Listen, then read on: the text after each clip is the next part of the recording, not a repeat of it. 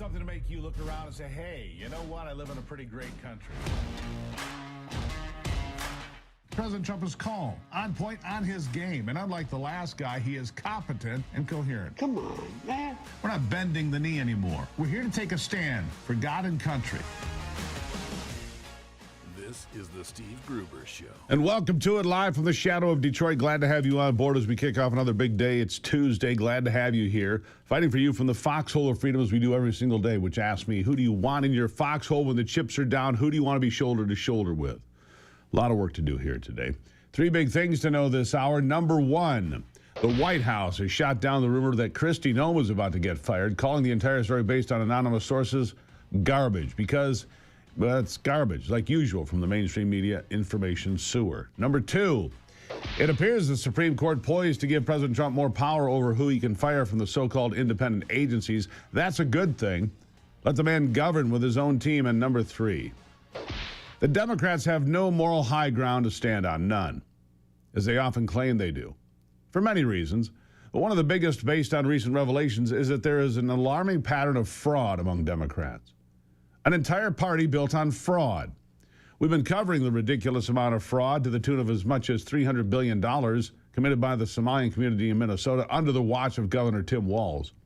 Even other Democrats now acknowledge how bad this looks, and they're calling for him to stay out of the race next year. Yeah, sit this one out, Tim. Ember Jung is a former Minnesota Democrat state senator, and he told outlets, quote, the governor, I think, has done a very respectable job, a good job in Minnesota for the years that he's been here, but he clearly is vulnerable, and in my view, he's riskier than any Democratic candidate that might run. Now, I'm not sure how you square the amount of fraud happening in Minnesota with your assessment that Wallace has done a, quote, very respectable job, but hey, that's just the way it is with the Democrat Party. Any amount of fraud, no big deal, as long as it furthers the party's agenda. They just avoid talking about the problem by playing the race card, now the Nazi card, like Representative Ilhan Omar, also from Somalia. She does it all the time. She says expecting immigrants to assimilate to American society and adopt American values reminds her of Nazis. Yeah, this is what she said. Listen. I want to ask you about something else that the architect of the president's immigration policy, Stephen Miller, said. On Thanksgiving Day, he posted, no magic transformation occurs when failed states cross borders. At scale, migrants and their descendants recreate the conditions and terrors of their broken homelands. What do you make of this argument of failure to assimilate and sort of ruining America? How do you understand this? I mean, when I think about Stephen Miller and his white supremacist rhetoric, it reminds me, yes, it reminds me of the way the Nazis described Jewish people in Germany. And you know, as we know, there have been many immigrants who have tried to come to the United States who've turned back, one of them being Jewish immigrants. We know the way that people were described who were coming from Ireland, Irish immigrants. We know the way in which people were described back then when they were Italian immigrants. And to me, you know, we're, yes, of course, ethnically Somali. We are in this country as Americans. Yeah. We are citizens. We are productive part of this nation, and we will continue to be. Yeah. CBS's Margaret Brennan couldn't wait to tee her up for that one. This is how they distract from their ruinous policies, but I'm not going to let them get away with it, not one bit. Neither will the Trump administration, not according to Dr. Oz, the administrator for the Centers for Medicare and Medicaid Services. He says CMS, as it's known, is giving Walt 60 days. You got 60 days to clean up your act or else. Here it is. When CMS became aware of the housing program situation, Minnesota insisted it could clean up its own mess. A few months ago, it admitted it could not. So we stepped in to shut down the fraud-infested housing initiative. Today, we're taking action on more than a dozen other programs, which I've outlined in the post below. Our message to Walz is clear. Either fix this in 60 days or start looking under your couch for spare change, because we are done footing the bill for your incompetence. This administration will never stop fighting to protect the vulnerable Americans who rely on these programs and the taxpayers who fund them. We're going to crush waste, fraud, and abuse. Now, I don't expect Walz to take responsibility for his mess anytime soon. or ever, frankly, because that's just not the Democrat way. My guess is that the Trump administration is going to have their hands full of cases like this over the next 3 years as more and more corruption continues to come to light and work its way out of the woodwork. In fact, a whistleblower from a health company in Maine says that some of the same kind of fraud is taking place in their state, too, also by a Somali American. And you guessed it, Maine is a blue state run by Democrat Governor Janet Mills, who is now running for a Senate seat there because she thinks she's done such a fine job. We'll have to keep our eye on this developing story as authorities look into that whistleblower's claims, but I wouldn't be surprised one bit to find out the claims are true. And when we do, we'll just hear more of the same from Democrats who accuse Trump of being creepy and obsessed when he demands justice for taxpayers. Here's a little bit more of Ilhan Omar. It's completely disgusting. These are Americans that he is calling garbage. And we feel like there is an unhealthy obsession that he has on the Somali community and an unhealthy and creepy obsession that he has with me. I think it is also really important for us to remember that this kind of hateful rhetoric and this level of dehumanizing can lead to dangerous actions by people who listen to the president. That's a lot of dangerous actions from a party whose rhetoric has motivated mass amounts of violence in America just within the last year. Charlie Kirk's assassination obviously being the biggest example, but they haven't toned down the Nazi name-calling one bit. Not one bit. Like I said, there's a pattern here, and it's much bigger than just Minnesota. The Small Business Administration has now launched an investigation into a money handed out by the government's 8A program, which was designed to help small businesses owned by people who are socially and economically disadvantaged. It's a program that's been around since the 70s, but as you can imagine, it's turned into a DEI slush fund and cesspool that's been predictably exploited by waste, fraud, and abuse. Imagine the federal government wants to hand out billions in contracts for things like IT services, construction, or consulting. Now, normally, companies have to bid and compete in a fair race, but the 8A program run by the Small Business Administration is like giving a head start or even a shortcut lane to small business owners by people who are socially and economically disadvantaged, whatever that means. Now, that usually means minorities like Black, Hispanic, Native American owners, women, or others who have faced historical barriers. The idea, noble on paper, help level the playing field so these folks aren't shut out by giant corporations. They get set-aside contracts reserved just for them. No competition needed, just because of the color of their skin or their gender. Projects run 5 to 25% more expensive without real competition. Biden's team jacked up the goals, aiming for 15% of all federal contracts to go to these disadvantaged firms, up from lower targets before, which poured tens of billions of dollars into the program without fixing the fraud. This wasn't about helping the little guy. It was about virtue signaling, while cronies and fraudsters cashed in, discriminating against qualified non-minority businesses and wasting money that could fix roads or cut taxes or help you, the American taxpayer. More on these 8A programs after the break here on The Steve Gruber Show.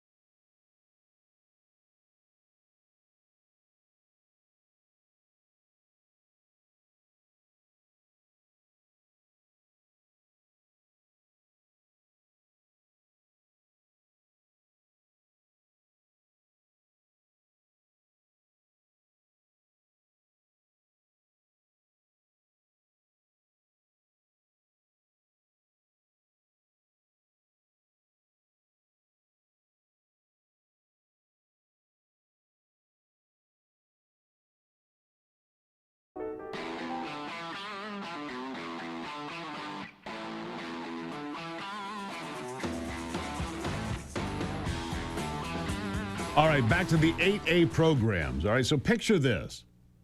A big non-minority owned company wants a fat government contract but can't because it's not disadvantaged. No problem. They hire a minority family member or buddy as the owner on paper. The real firm does 99% of the work, pays the front a tiny kickback, 2 to 4%, and pockets the rest. It's called a pass-through scheme. Under Biden, these exploded because the rules got so loose. One GAO report found $325 million in dodgy 8A contracts across just 14 cases. 14 cases. And the SBA's own watchdog said 80% of the biggest 8A firms were flat out ineligible but still raked in $127 million in a single year. The ugliest part? Well, officials getting bribed to steer contracts. In a massive scandal that spanned into Biden's term through 2022, a USAID bigwig pocketed over $1 million in cash. Yeah, $1 million in cash, NBA tickets, wedding gifts, even jobs for relatives, all to rig $550 million in no-bid contracts. One crooked joint venture even snagged an $800 million deal to study migration. Trump's SBA, headed by Kelly Loeffler, has slashed those contracting goals across the federal government and is now auditing the program to review every contract over the last 15 years. USAID isn't even allowed as an authority on the program anymore. They're out. This was something exposed by James O'Keefe months ago when interviewing an ATI Government Solutions contract manager. He did it undercover, of course. Here's part of what he heard. So ATI do 20%, and their subcontractors do like 80% of the 80%. work. I don't know if we want to share that they do all the work. No, never. So we do about 20% of the work. 20%. Right? These government contractors like ATI taking advantage of their special minority-owned status. And I tell you, pass-throughs are a great thing as well. So a lot of our subcontractors bid on contracts that were perfect in their industry, but because they weren't Native American, they wouldn't win it. So we bid on it for them. They became our sub, and it's an automatic win because of your Native American status. Isn't that exciting? It's Right? so A lot of exciting. people And then don't know on that. I don't think anybody knows that. Yeah. And on We want top to keep of- it that way. That's right. Yes. That's We right. want to keep it Exactly. a secret. Yeah, You know what I mean? exactly. Taking the money in, subcontracting much of the work out. I sit back, collect my percentage, and they do the work. Correct. Yeah, they're doing most of the work. Yeah, collect cash and they do the work. Biden's 8A wasn't empowerment. It was a rigged game where race trumped rules, fraudsters raked in the dough, and everyday Americans got stiffed, including Native Americans who Democrats love to pretend to protect. ATI uses the Susanville Indian Rancheria to claim Native Americans own the place, and tribe members say they're suffering. Here's more from O'Keefe's investigation. Listen to this. To hear how much money that's coming in is heartbreaking, because my grandma has a home on the reservation and there's no insulation in her house. And here you have this millionaire making money off of us, and we're here begging for help. All of the things that were created for us, we don't benefit from. All of this money that you see, we don't benefit a single dime from any of that. Why do we have to suffer? Why do our elders have to not have health care? Why is our people struggling when we could be millionaires, you know?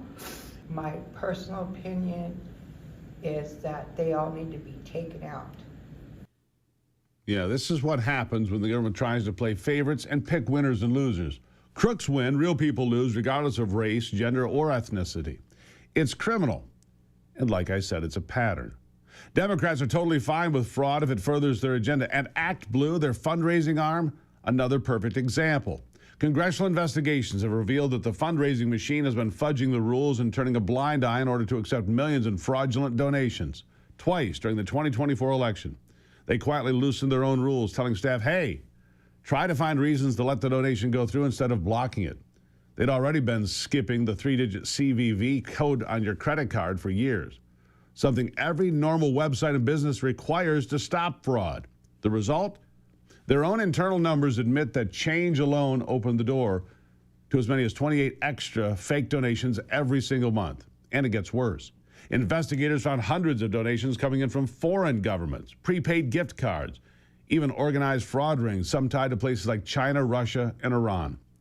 The bottom line from this report, Act Blue knew it was happening and looked the other way. Federal law is crystal clear. You can go to prison for knowingly accepting money that's funneled through someone else's name. Only Americans, real Americans with real identities, should be deciding American elections. The most recent revelations discovered by Bob Cushman calls out the seditious six in particular for accepting fraudulent donations. He sifted through SEC data and found that donations from suspicious donors, for example, a single address in California linked to Daphne. Somebody named Daphne gave small loans and donations to all six, totaling $3 million. Yeah, Daphne had some real cash, apparently. They've been acting as the moral police for the last month. But I don't see them giving back that money to you because, say it with me now, Democrats are totally fine with fraud if it furthers their agenda. We'll never let them get away with it. Did you know that American homeowners nationwide have over $32 trillion in equity, and cyber criminals are targeting it with a growing scam the FBI calls house stealing? House alarms, doorbell cameras, and deadbolts don't stop these thieves because they're not after your stuff. They're after your equity, your money. If your title isn't being monitored, scammers can transfer the title of your home into their name using a one-page document they filed at the county and then take out loans against it or even sell it behind your back. And the worst part is you won't even know until those foreclosure notices end up in your mailbox. By then, the damage is done. The best way to protect your equity is with triple lock protection from my friends at Home Title Lock.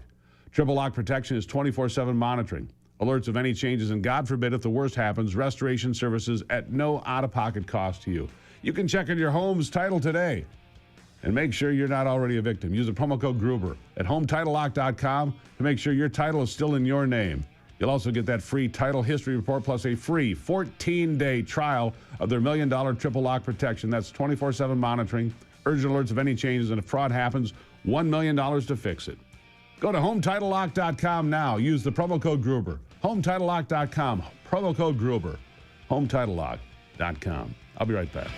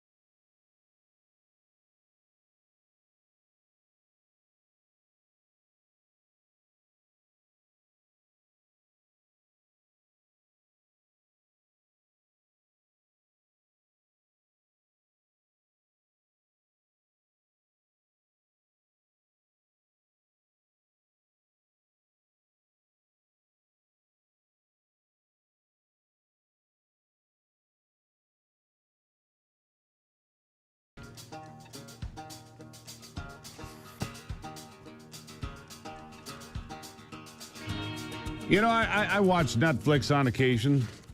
Find some pretty decent programs on there. There's one called The Diplomat I watched recently. It's really well done. But then there's all the garbage. You know, and for a lot of people, they can't tell the difference between garbage and something that's probably innocuous, right? Let me give you this. Preschool propaganda. A study finds 41% of Netflix kids, which is the kids network, Netflix Kids, the programs there include LGBT themes, 41%. This new report from Concerned Women for America confirms what many parents have long suspected about the LGBT propaganda. According to the study, 1/3 of all Netflix shows rated for children contain LGBTQ characters, themes, or messaging, and the percentage jumps to 41% in both TVG and TVY7 categories. In other words, the shows most aggressively marketed to the youngest viewers. They're aggressive about their marketing to younger viewers. And now routinely includes sexual identity content that would have been unthinkable in children's entertainment. Entertainment. That's why a lot of people are dumping Netflix, by the way, for these very reasons, right? For these very reasons. Now, let's talk about something good.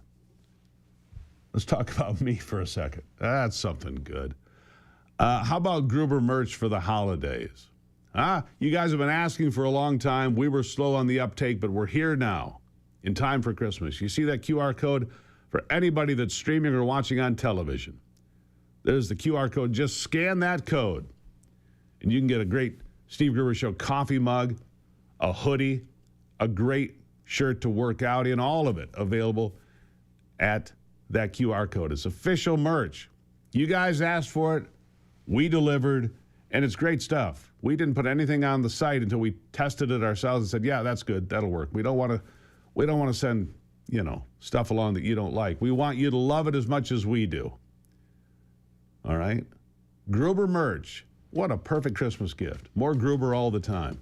Again, click that QR code right there on the screen, giving you plenty of time to get your phone out. Click that. Bam. Bam.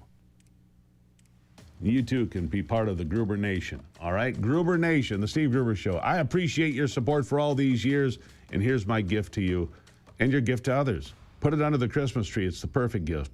More Gruber all the time. I'll be back.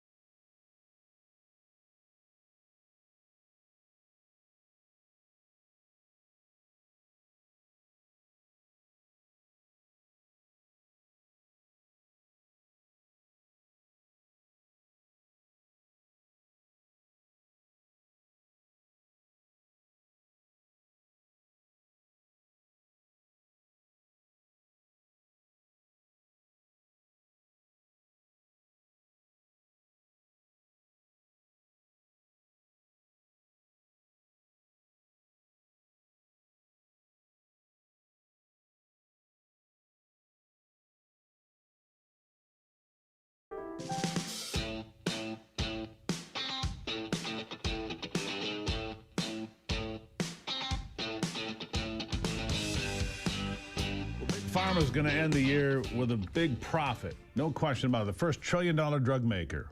The drugs are a big money item in America, right? And pharmaceutical companies have more representation in the halls of Washington than anybody else, including you, on any given day.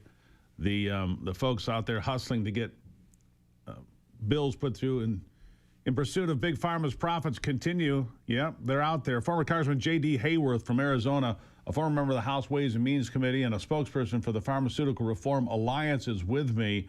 Look, they spend more money on television, J.D., than anybody else. They make shows, not this one. But when you go to major networks and sports events and everything else, those lobbyists are making it happen on Capitol Hill, and their ad department's making it happen on television, radio, streaming.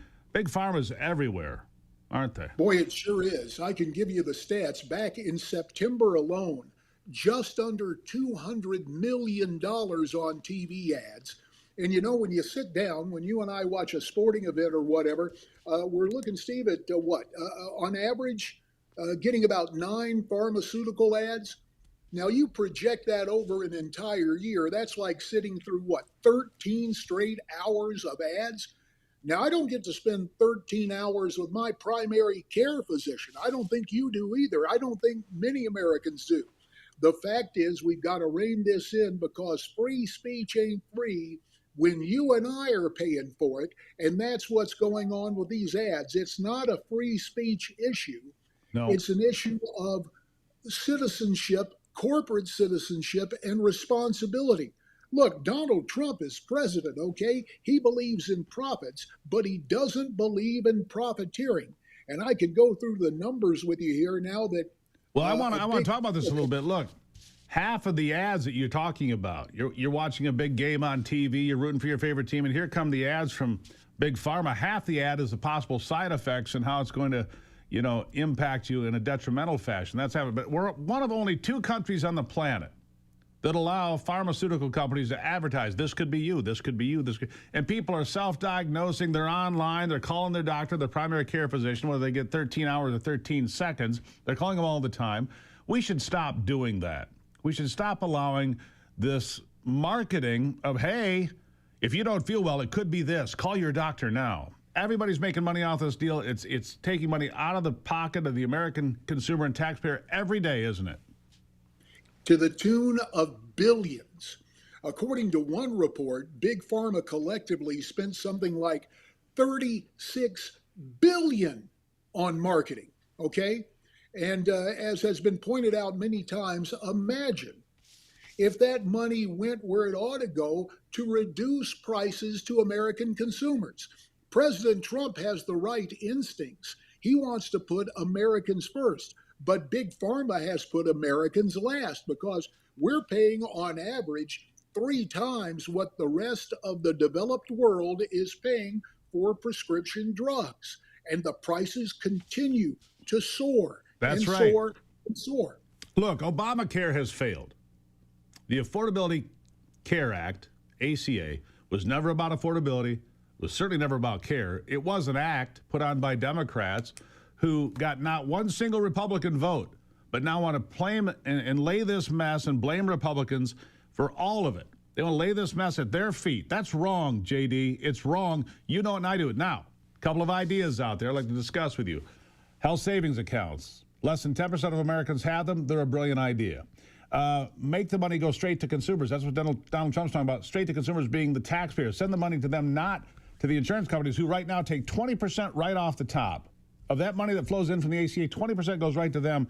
And then this idea from Rand Paul, co-ops, organizations like Costco. Costco has 44 million members. If you had 44 million people on the same page to negotiate rates for health care, insurance, pharmaceuticals, whatever it may be, man, you got some bargaining power then. I like both these ideas. What are your thoughts? Well, I will tell you, I think you mentioned health savings accounts. When I was on the Ways and Means Committee, we're the guys who put those in place. But yes, there are any number of alternatives. But let me drill down on something because I know I could put on my partisan hat and get into the blame game, but let me talk about things we've heard from everybody. 2 issues: polarization, Americans against Americans, and affordability. This is the chance for my former colleagues on Capitol Hill to get it straight, especially the majority right now. There is no greater action they could take for affordability than reining in the costs of prescription drugs. It does not take the heavy hand of government. It does take putting into statute what the president has done with his executive orders.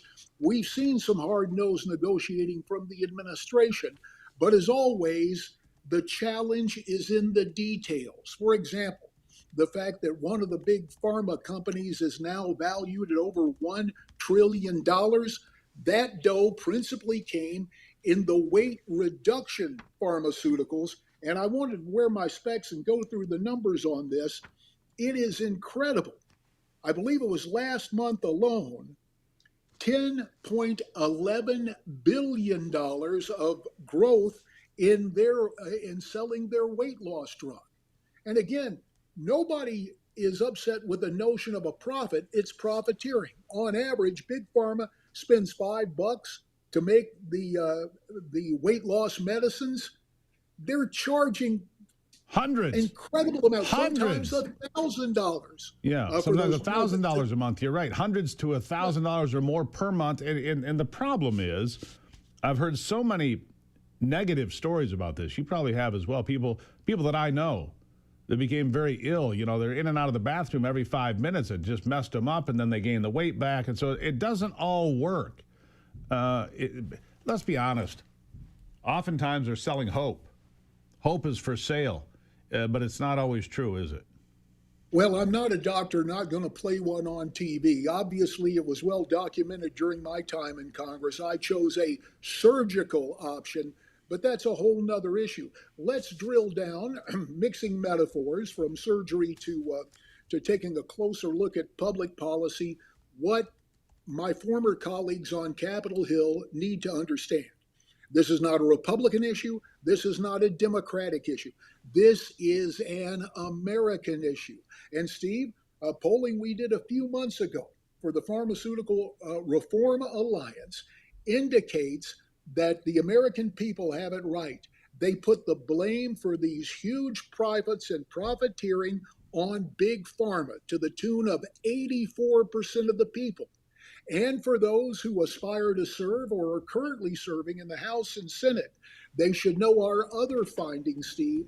86% of American voters say they will back a candidate for the House or Senate who stands up to fight big pharma. Right. No, that makes sense. And look, there's a lot to talk about here.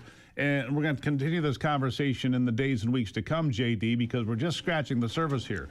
More lobbyists, more money, more influence than any other industry in America that I'm aware of is the pharmaceutical industry. There has to be reform. We know it now, and we have to have reform before the midterms. If we can lower prices for the American consumer, everybody does better. That should be a bipartisan agreement. Of course, it won't be. JD Hayworth, always appreciate seeing you, sir. Steve, look forward to getting back together real soon. Thank you, sir. PharmaReformAlliance.com. There you okay? go. The web, PharmaReformAlliance.com.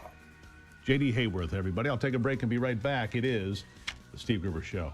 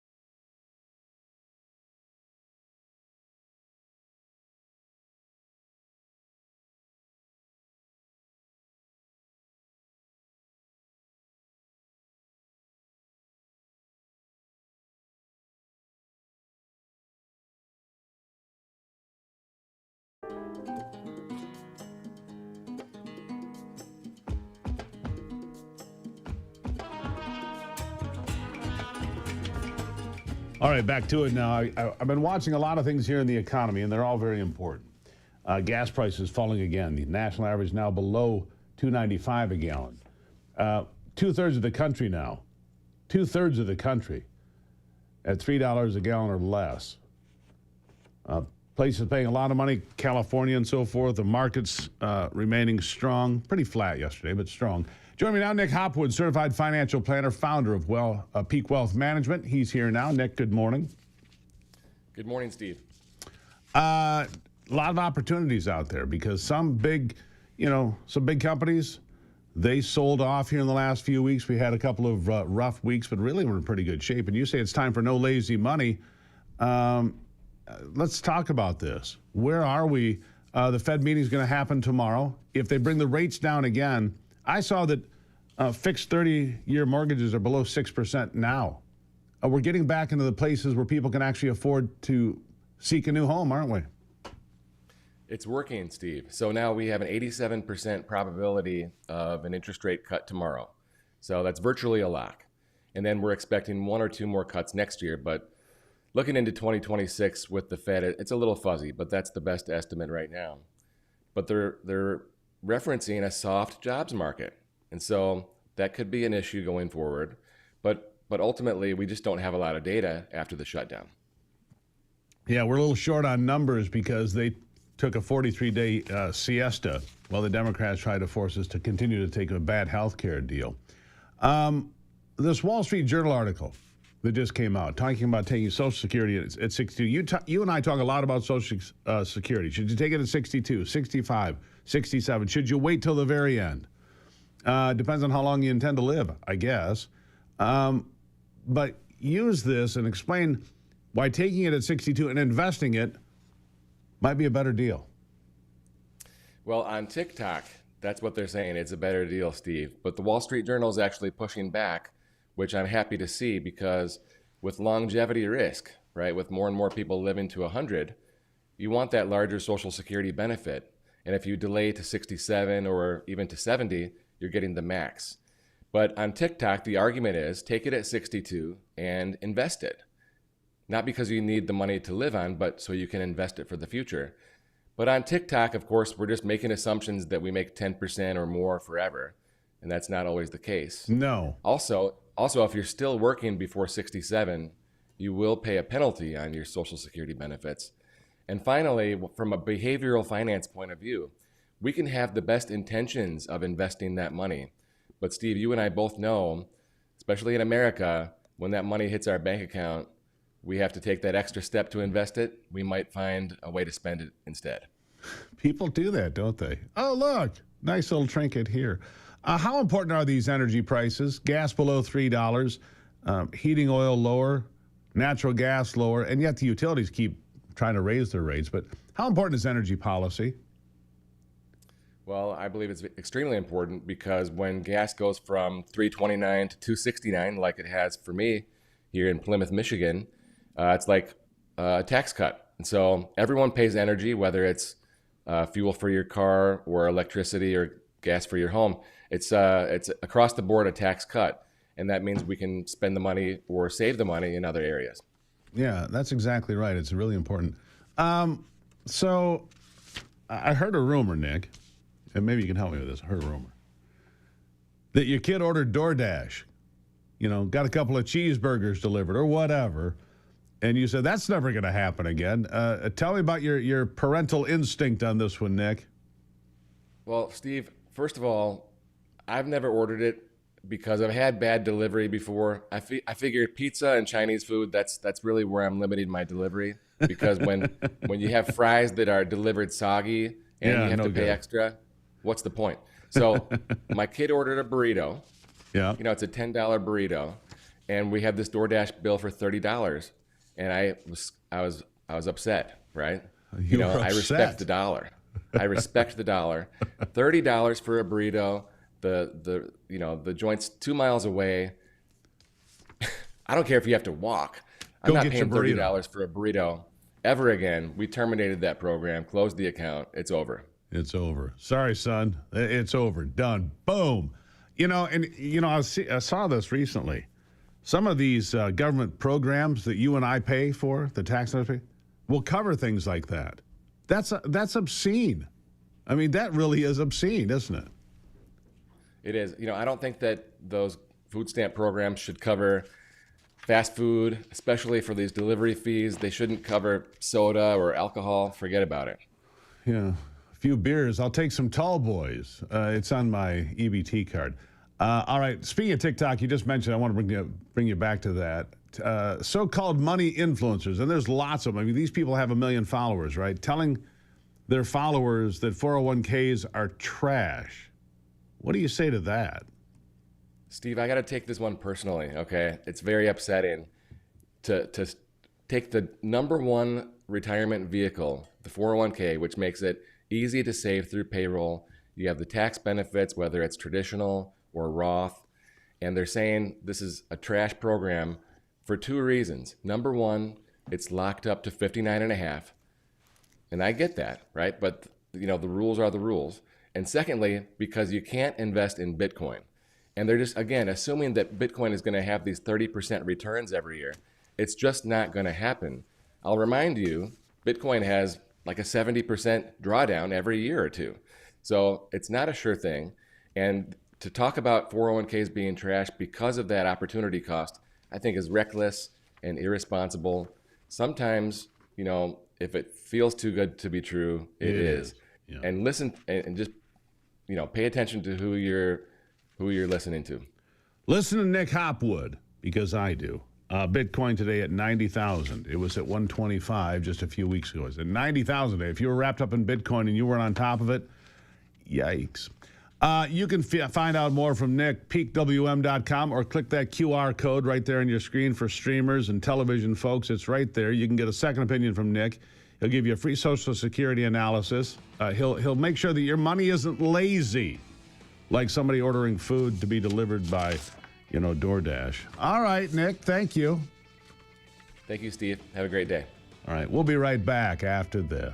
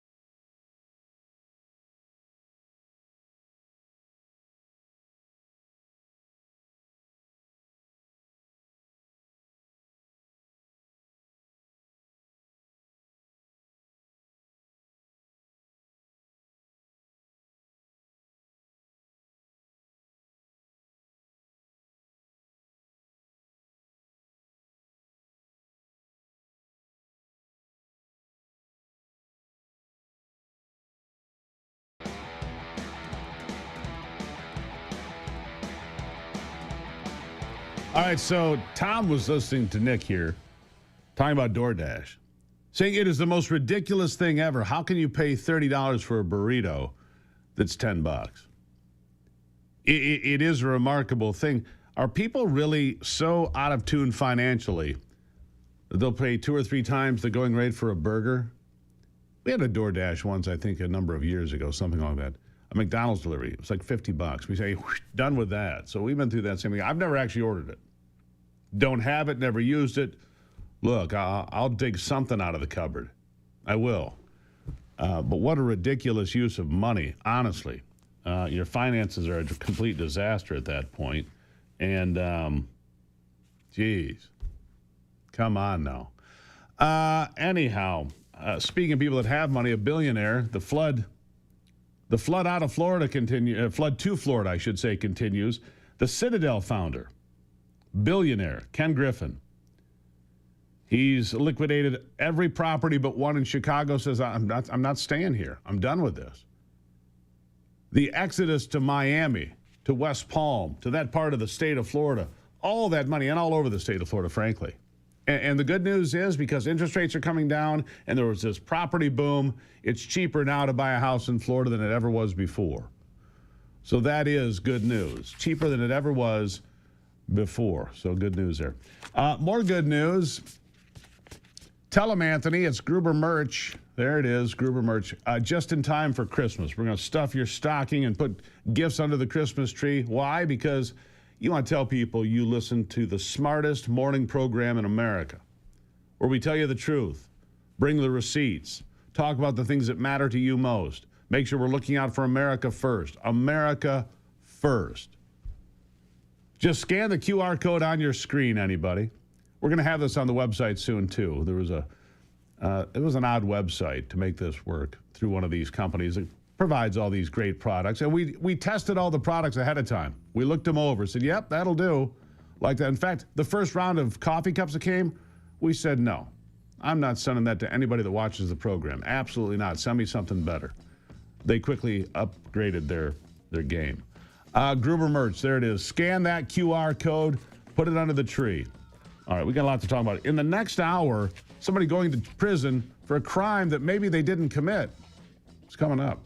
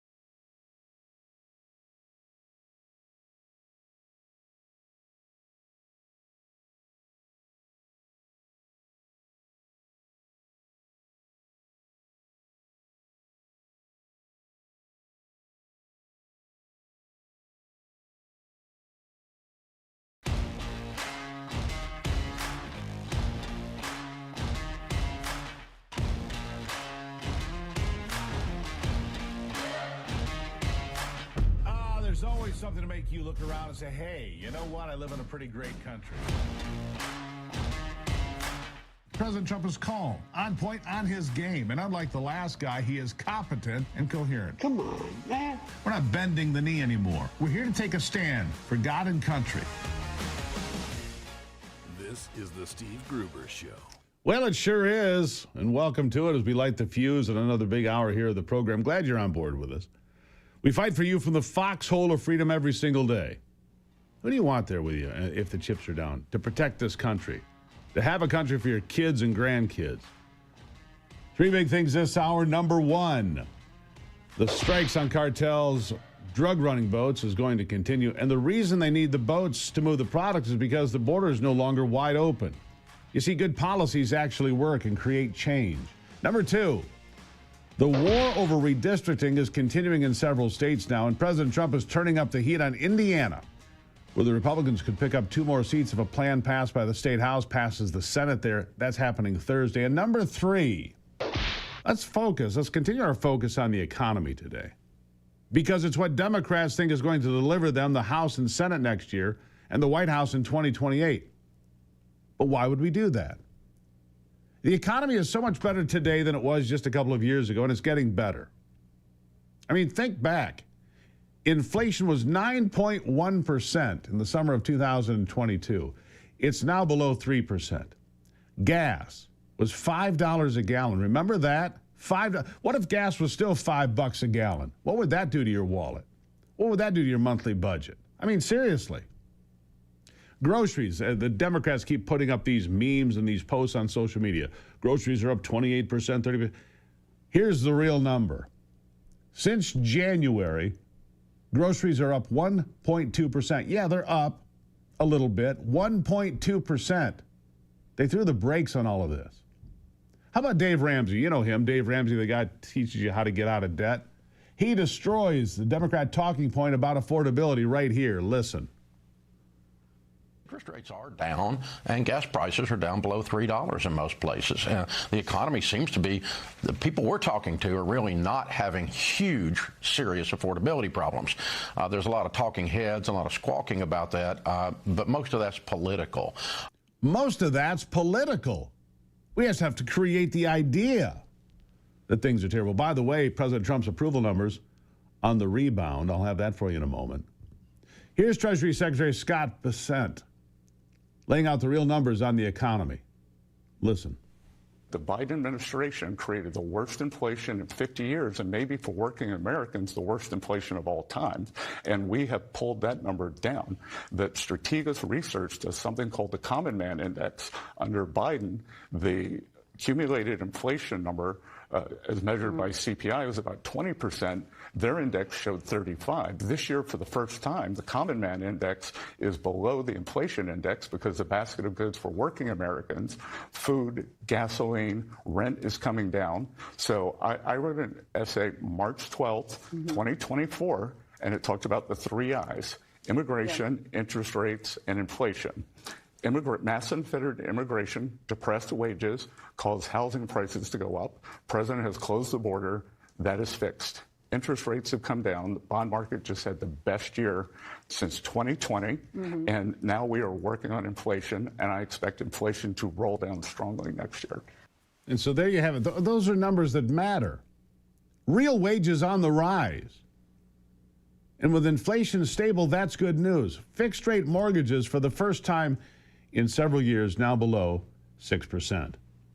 And the housing market is loosening. Places like Florida, the prices are coming down dramatically. Economic advisor Kevin Hassett says real wages are on the rise, and with that stable inflation, that is good news. Here he is. Well, the way that in the end, you know, with an eye on the horizon, that this problem gets fixed is that real wage growth goes up enough so that that huge 23% hole that was dug by Joe Biden is a thing of the past, because people have money in their pockets, enough money in their pockets to bring their real standard of living back up. The real standard of living in the U.S., the purchasing power of ordinary Americans has gone up by about $1,200 so far this year.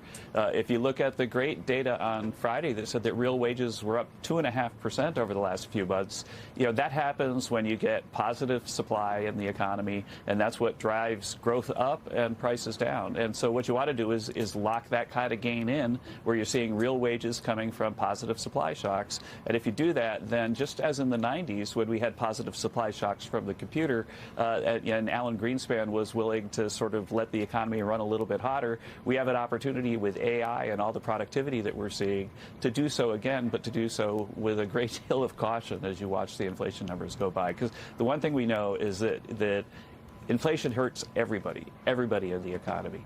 And you saw that in the last election. I'm sure the last election was very much an inflation election. There you have it. All right, so look, brand new numbers from Harvard-Harris. Not generally a poll that favors Donald Trump. His numbers have come up 4 points in the last month. 4 points. Now, they were getting pretty shaky there.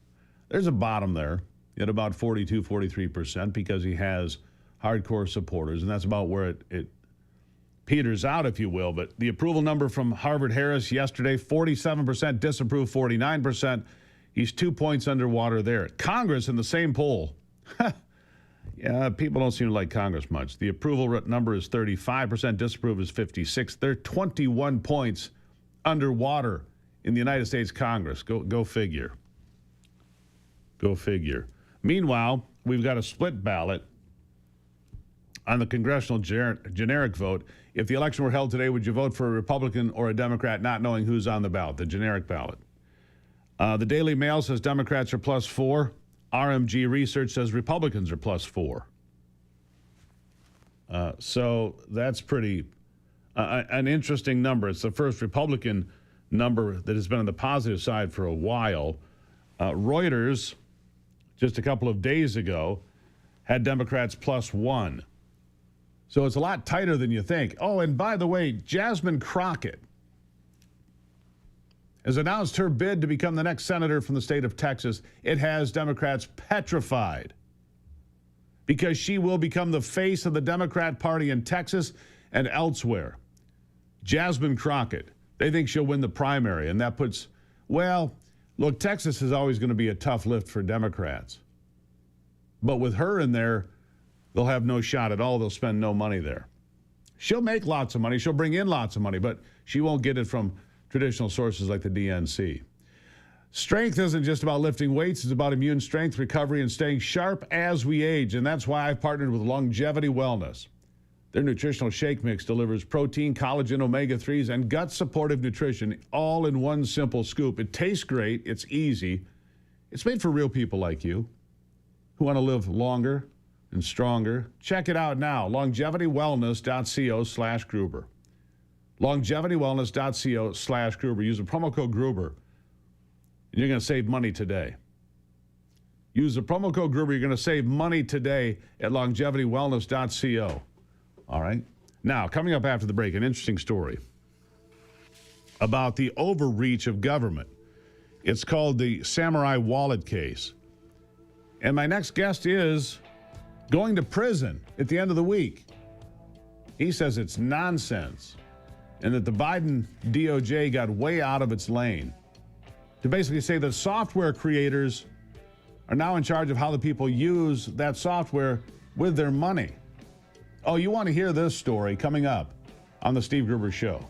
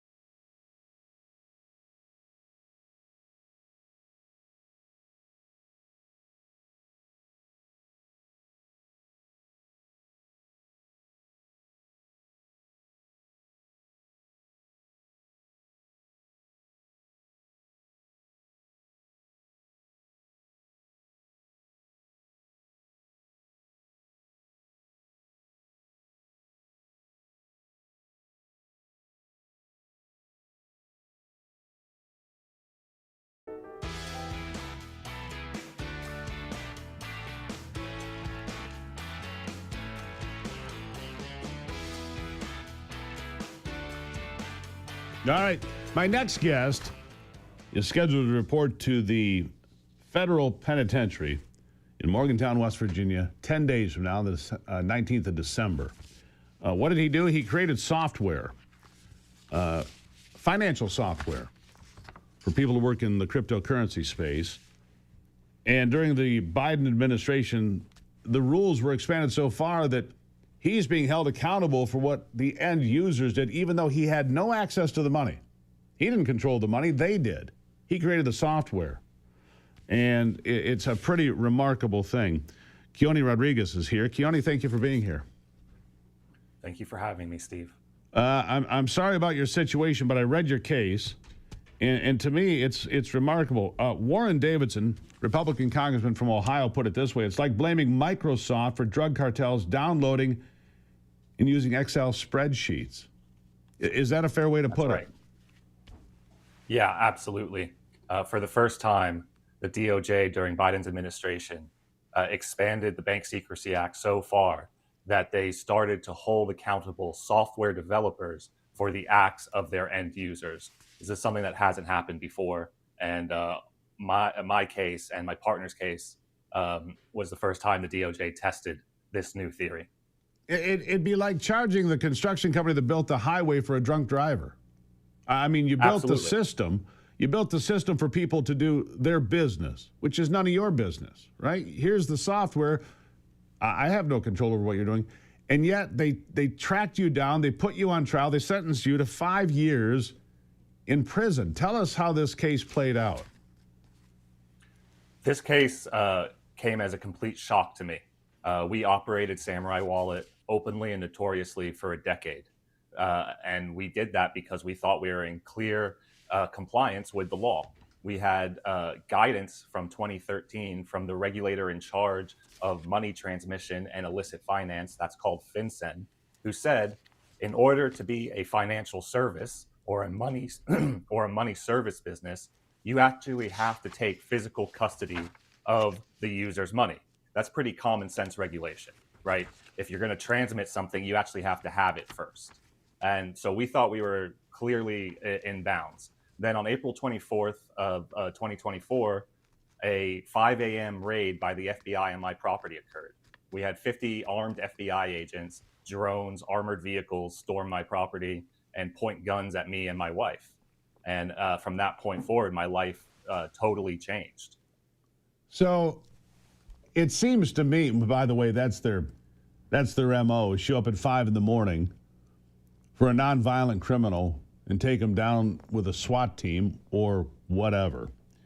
34 organizations drafted a letter to the Senate Committee on Banking, the Senate Committee on the Judiciary, the House Committee on Financial Services, and House Committee on the Judiciary regarding this and other similar prosecutions. Here's what they wrote in part. We write to urge you to correct the Department of Justice's unprecedented and overly expansive interpretation of the criminal code provision prescribing operating an unlicensed money transmitting business as applied to software developers. Again, there's a whole host of people on your side. We have a new administration. Is there not a chance that Donald Trump could pardon you or that somebody could intervene and say this is an egregious prosecution? Is it because they want access to see what people are doing with crypto? Is that part of it? They hate the fact that crypto is decentralized and out of their reach? Is that part of what I'm seeing here? Yes, you're absolutely right. So the software I created to give people basic financial privacy, something that the government really doesn't like. Over the last decade or a couple decades, financial privacy in this country has been degraded so far. And all I was trying to do was build software that gave people back that basic financial privacy, and the government hates that. And to answer your question about the new administration, I think that President Trump could pardon us. I know he could pardon us if he knew about this case. And I think he would pardon us if he knew about this case. His administration has been very clear. Deputy Attorney General Todd Blanche wrote a memo shortly after inauguration saying that software developers should not be held accountable for the acts of their end users. Couldn't be more clear. But the lawless prosecutor's office in the Southern District of New York doesn't care what Maine justice has to say, doesn't care what the Trump administration has to say.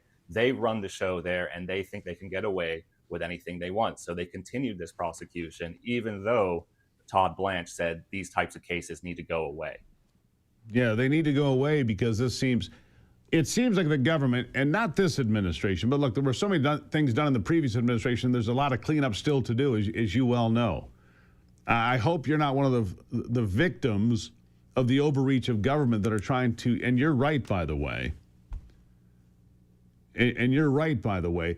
They don't like the secrecy. They don't like the fact that people can operate a financial system beyond their view.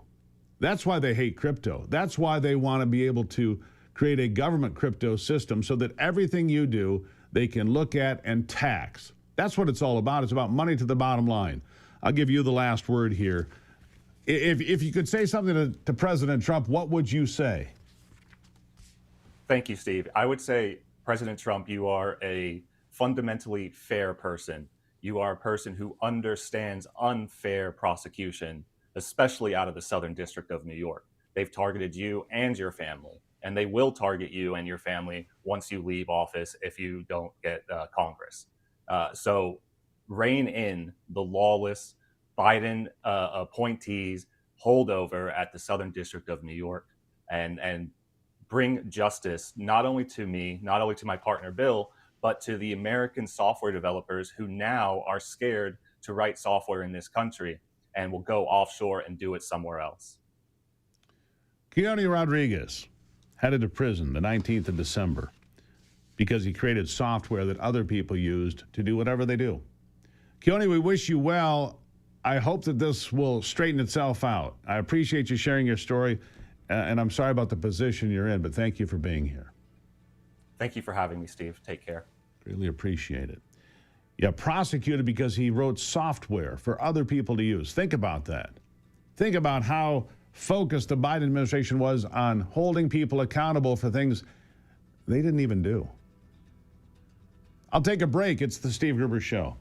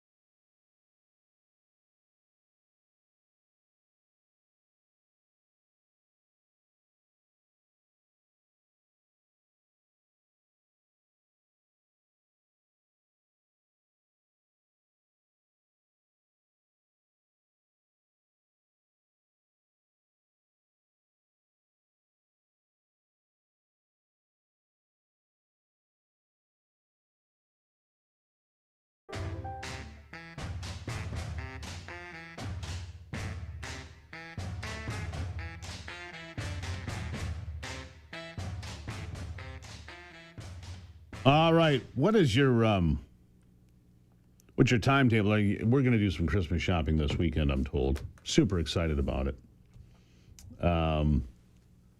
Okay, I actually don't mind shopping for a bit. You know, but there's a difference between men and women. There is.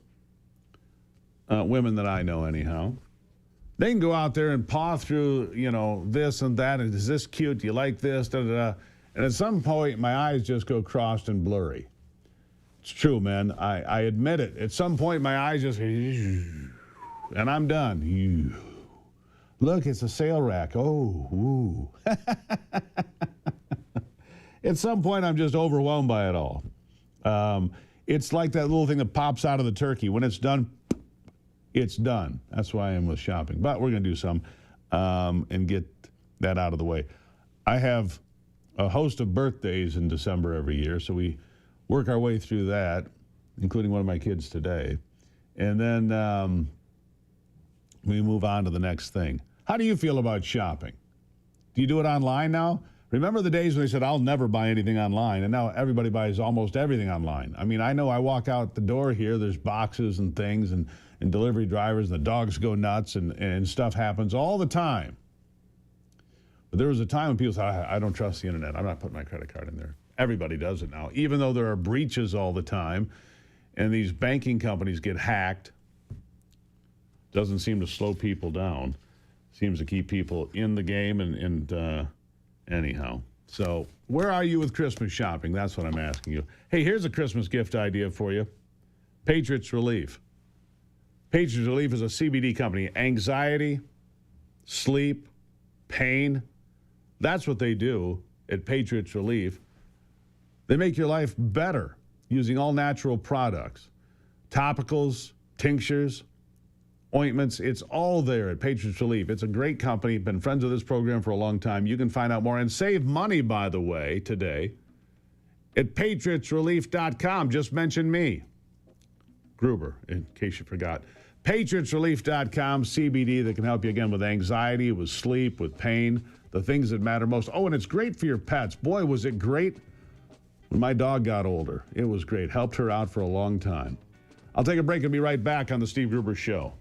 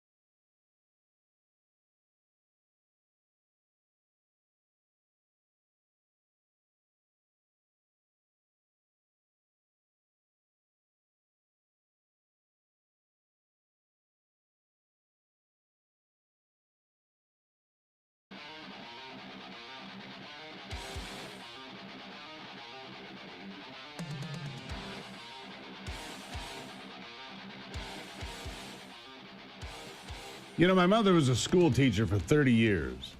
I wonder if she would even recognize the classroom in America today with all the nonsense that's going on. I wonder.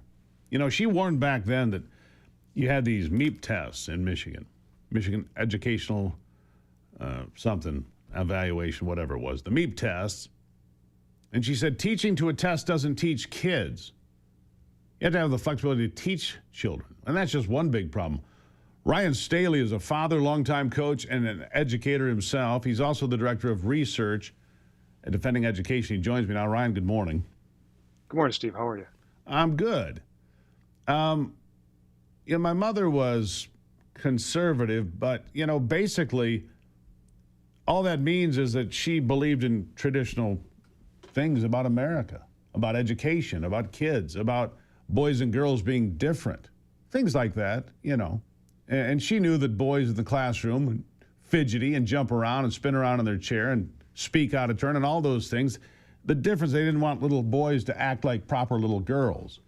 And you have insight into the radical pipeline turning America's teachers into activists. This has been going on for decades as well. Mm-hmm. What about this pipeline? Yeah, well, if you want to find a somewhat of a current marker, you go back to the 1960s, right? And you had the Weather Underground, and those individuals like Bill Ayers went into the universities to hide, basically, and push their ideology. And so you jump ahead to the 2025, and what I wrote about in the op-ed, and I've written numerous times, is that these radicals are very attracted to the education atmosphere, and they go into the universities, they become professors, some of them, and then they create curriculum and they create trainings that they push down into K-12, and they classify it as best practice. And then what you have too is at the K-12 level, it's attractive to these people because they get to get in there and they get to start pushing this ideology on the young children. I highlight in the article about a middle school teacher in California who back in 2017, when conservative speakers went to the campus of Berkeley, they created quite a ruckus and shut the thing down, and this teacher got arrested. And then a teachers union, the AFT, backed her up when our friends at Judicial Watch filed a Freedom of Information Act to request her emails and so on and so forth. And she's just one example of many. Oakland Unified has by any means necessary members. They're open members. They run a caucus in their teachers union. And for your listening audience, by any means necessary is an Antifa adjacent group. And so these people are, they're in the classrooms with K-12. They're working out of the universities. And then they're also trying to infiltrate and gain power within the teachers union. So as crazy as we find the teachers unions are right now as it is, these people are even farther left, and they're trying to gain control of the unions. And so this is a real problem. But as your mother can attest to, it's not every teacher either. So I don't want the audience to think. No, I understand that it's not every teacher by any stretch of the imagination, but it is a lot of. But it's the leadership of the unions. You look at the teachers' unions in this country, they have tremendous influence. They have lobbyists, they have money, they deliver votes to the Democrats, and you have these far-left activists that run these unions, and they're unapologetically hateful of Donald Trump, hateful of Republicans, hateful of anything that says, boys are boys and girls are girls, and, we should teach American history, not just your little selected pieces of American history. Those are easy examples, aren't they? Yeah, look at over the summertime. You have the NEA, the National Education Association, pushing in their handbook that they're going to fight fascism. And then Randy Weingarten, the head of the AFT, comes out and has an entire book about how anybody who disagrees with her is fascist. And that's very, very much the same language that comes from these far-left radical Antifa types. Down in Los Angeles, California, in the LA Unified, right now you have an entire slate of people running for the head of the union in many different parts of the teachers union there. And they're members of a group called Union del Barrio. And Union del Barrio is doing street protests and even at times assaulting police or ICE officers in California. And so you have these people, and then you want to go statewide with California, an individual running for the superintendent of education of the entire state is the vice president of the teachers union in San Francisco. And he's an open member of the Party for Socialism and Liberation, a group that is regularly running protests in major cities across the country and is allegedly backed by the CCP. And so these people are really making a push to really gain control of our education system, especially in the big, deep blue cities. And it's really disturbing. But I also know of people, for example, in San Francisco, people with some influence that are trying to push back on these individuals. And so when we find them, whether we side with them on political parties shouldn't matter at this point. We should be embracing that they're pushing back on these people. Yeah, we should. And you look, can we wrestle it back from these unions? Look, I've listened to Randy Weingarten and others, and I hear them talk about the rank and file, and I hear them talk about teachers and teachers' pay, and I hear them talk about the classroom. I never hear them talk about students. Isn't that weird? Totally correct. Totally correct. They, unless the students are used as a tool to advance their social justice policies. Yeah, and what we get back to, and we saw this play out in Virginia in recent years heavily. Parents are parents. The school is not the parent. The teacher is not the parent. The principal is not the parent. Parents have rights and the right to raise their children as they see fit without. Look, here in Michigan, they just rammed through this radical sex education bill teaching gender studies and so forth on kids in late elementary and middle school. I mean, it's absolutely absurd. It was over the objection of scores, hundreds, thousands of parents said, no, we don't want this. Did they care? No, they do it anyway. They just ram it through the State Board of Education. So these problems are systemic. Can they be fixed? I think so, and it's going to be parents that parents and actually teachers and administrators, because we know of them inside the schools that are not down with this stuff and they feel handcuffed, and so they need to know they're supported. And we're seeing more teachers stand up and take a public pushback against this. So I think that that's how this is going to happen, and it's going to be slow. I mean, these individuals, the progressives, going back to John Dewey, have been at this for over 100 years, and yet they still don't have complete control. And so that's where I hold out hope for what's going on with parents standing up and pushing back on these things. And, there's going to be pushback from the other side, too, because they really, really believe that they need to have this implemented. I don't know how this stuff improves a child's ability to read. When you have young children who still believe that the elf on the shelf is real, and they're going to believe their teacher when the teacher says, well, a boy can be a girl and a girl can be a boy. And it's just despicable. And so parents need to stand up and push back on this. And it's working slowly, but it's working. Ryan Staley, I greatly appreciate you being here, Director of Research at Defending Education. Keep doing the hard work, Ryan. It's not easy out there. A lot of forces pushing back against you, I know, but you're standing in there. Be steadfast, my friend. Thank you. Thank you, Steve. All right, when we come back, the American Medical Association says you need to get a flu shot. We're going to have somebody here that says the same.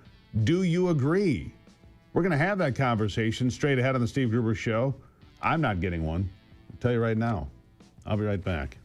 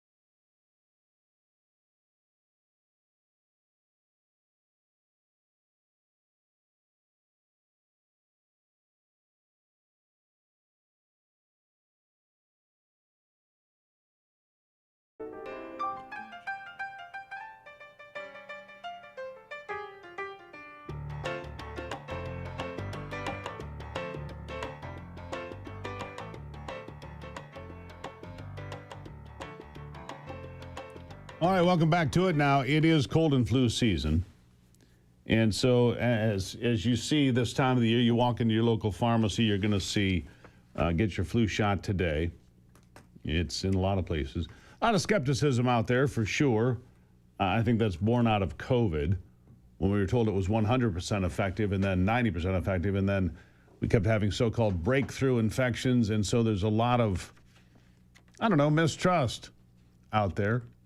Dr. Lachey Ajayi is a pediatrician board chair-elect at the American Medical Association. Joins me now. Doctor, how are you today? I am doing really well, Steve. Thank you for having me. Greatly appreciate it. Look, a lot of people are reluctant or flat out refuse to get the flu shot, and I think part of it is efficacy. Did my research here. Efficacy, well, there's an outlier from the Cleveland Clinic that says efficacy is a negative 27 points. That's an outlier, but for adults, the efficacy is around 30% according to several figures I found from 2014 through 2023.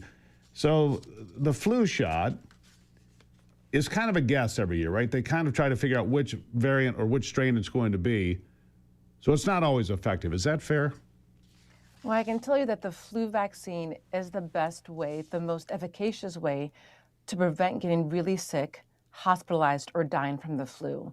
And, you know, we try our best every year to match the current flu vaccine with the current strain that we have. And then we never have the most up-to-date data. We'd look at last year's flu season to see how we did.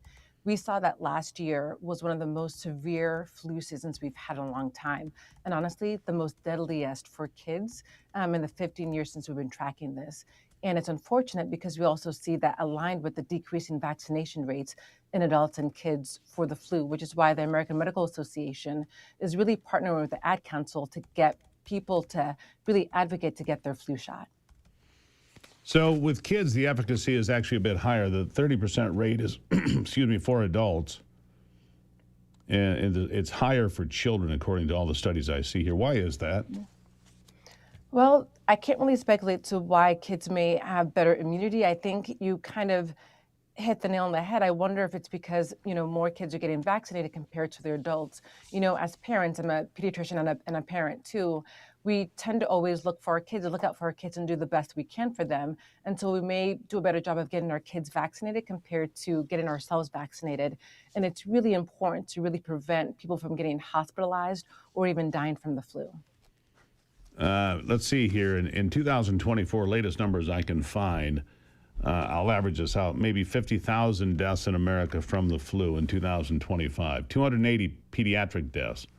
So kids tend to get sicker when they do, but they tend to rebound better because they're young and healthy. Who should get a flu shot and who should not, in your estimation? So all the federal health agencies and the medical associations all recommend that anyone who's 6 months or older get the flu shot. We know that there's some people who are a little bit nervous about getting shots themselves. And, you know, if you're older than the age of 2, you might be eligible to get that flu mist, the spray, the intranasal spray. So I'd recommend checking with your doctor, your trusted physician, to see what kind are you eligible for. Can you get the flu spray if you're nervous about shots, or is it really the best, is the vaccine shot itself the best way for you to get inoculated against the flu?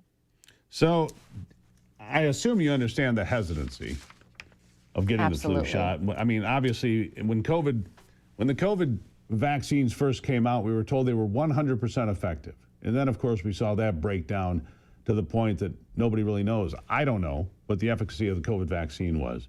So what do you say to people that say, look, we trusted the government on this once before. We don't trust them anymore. I mean, trust has been lost, hasn't it? You know, you speak to what a lot of people are feeling, that sense of feeling overwhelmed and not knowing what to believe and what to trust. I can tell you that the medical community and the federal health agencies are really aligned about the flu vaccine and how well it works to prevent serious illness and death. We know that, what we do know, and the science shows us, that when we match it really well, it can prevent hospitalizations by huge numbers when it's well matched. And even when it's not, even if you get the flu after getting the flu vaccine, it does prevent you from getting to the hospital or even dying from the flu. It really decreases the chance of that. And so there's a big effort out there. You're going to see this everywhere. Get My Flu Shot campaign and the No Time for Flu public service announcements. You'll probably hear them on these stations as well. I'll give you the last word here, doctor, as far as trying to convince people that are saying, I'm not getting one. Last word to you. You know, absolutely. I would say talk to your doctor, see what your risks are, and then find out where you can get your local vaccine at getmyshot.org. That's getmyshot.org. That'll give you information about kind of what's going on in your area and the best place to get the flu vaccine. But if you're really worried, I'd honestly recommend you talk to your doctor and see what they say. Doctor, greatly appreciate you being here and putting out the word for the American Medical Association. Thank you. Thank you so much, Steve. I appreciate you and what you're doing too. Thank you. Thank you. All right, so send me an email. Do you get the flu shot? Do you not get the flu shot? What are your feelings on it? Do you believe it's effective? Look, the numbers are pretty clear here, and I dug through them. And the efficacy for adults is about 30%, although the doctor says that it also helps prevent hospitalization or death. The numbers for deaths, 50,000. It peaked mid-February of 2025. 50,000 people died from flu, maybe more. That's an average, between 38 and 99,000. They're not really sure. So I split it down the middle. 50,000, maybe 60,000 would be your average. It's a lot of people dying from the flu. So I'm curious as to what you think, and I want you to send me an email. Go to stevegruber.com. Would you get a flu shot? Would you not? Do you care what your friends and neighbors think, or do you care about what you think? So please send me a note and tell me where you are on it and why. And why? Well, no. Look, COVID blew the legitimacy of vaccines for lots of folks. They told us it was 100% effective, and then it was mostly effective, and then, well, you know, everybody had breakthrough infections. Everybody that I knew. I'll take a break. When I come back, Brock's going to be here with sports. You don't want to miss that. It's straight ahead on the Steve Gruber Show.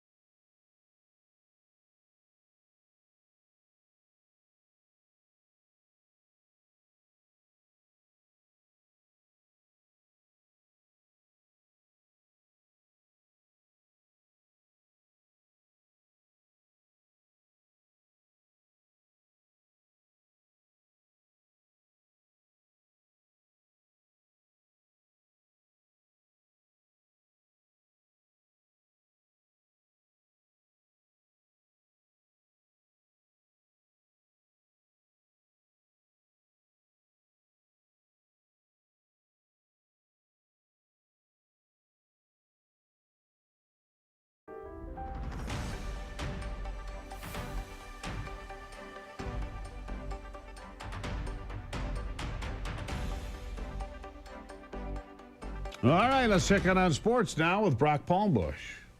With a look at sports, I'm Brock Palmbush. The LA Chargers intercepted Philadelphia Eagles quarterback Jalen Hurts 4 times, including the game sealer in overtime, and the Chargers beat the Eagles 22-19 in extra time last night in Inglewood, California. In all, the Charger defense forced 5 turnovers on the night. Chargers kicker Cameron Dicker hit 5 field goals on the evening. LA is 9-4. Philadelphia drops to 8-5. Just 3 games in the NBA last night. Indiana beat Sacramento 116-105. Phoenix got by Minnesota 108-105, and San Antonio won at New Orleans 135-132. In the NHL, there were 5 games. Winners were Toronto, Detroit, Minnesota, Calgary, and Los Angeles. No top 25 games in men's college basketball, but Arizona is the new #1 team in America in the Associated Press poll. That's followed by Michigan, Duke, Iowa State, and Connecticut. That's a look at sports. Back to you, Steve. You know, Brock, looking at the Chargers, they're 9-4, as you said, with that overtime win last night. Jim Harbaugh doing pretty well in the NFL. He's a goofy dude. He always has been. But he knows how to do one thing. He knows how to coach football. He does. So it looks like, I mean, if I was going to be a betting man, I'd say the Chargers will make the playoffs, no problem. Yeah, they'll be in. They got a chance to win the division, but they got the Denver Broncos in front of them, who've played great right now. Not even as good as New England. New England's won like 10 in a row, something like that. Yeah, the Patriots are on fire. Where did that come from? What's that? The Patriots are on fire. Nobody saw that coming, did they? Drake May, I think he's their second-year quarterback. He's been tremendous. But the Chargers, here's the problem with the Chargers. The Chargers are going to the attic, it seems, to pull out Phillip Rivers because they have no quarterback left. That's the Colts. Excuse me, the Colts. Yeah, the Colts are going to pull out of the attic because they don't have a quarterback left. Yeah, Daniel Jones, who's had a great year for the Colts, he tore his Achilles, so he's out for the year and probably most of next year, too. Too bad for him because he's an unrestricted free agent this offseason. He'd get paid a lot of money, but they're going to bring in Phillip Rivers. 44 years old. Grandpa now. 44 years old. Yeah. They're going to try him out and just see if he has anything left. Yeah, well, when you have no options, you got to find one. All right, Brock, thank you for that. Really appreciate it. Let's see, coming up in the next hour, we got a lot more to cover here still. We're going to talk about biological males and women's sports in Michigan still. Title IX.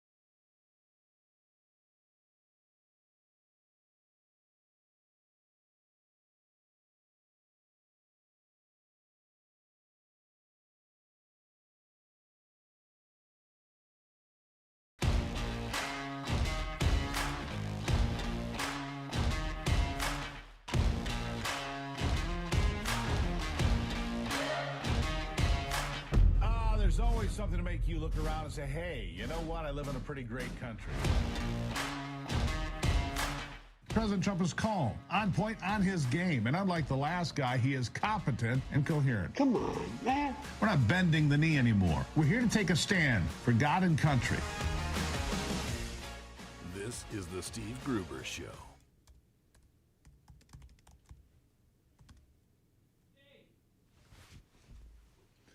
All right, welcome back to it. Now, as we dive into it, I forgot to plug my ear in. That happens on occasion. Here are three big things you need to know this hour. Number one, Michigan spent more than $13.8 million on transgender care in 4 years. One county blew everyone else away. Number two, a Michigan parent has filed a Title IX complaint over boys and girls' locker rooms. We'll talk about that. And here's my question for you this hour. What is your take on these drug boats? I've been reading about Rapid River, Michigan. Little town up there by Escanaba. 335 people live there, okay? 335 people.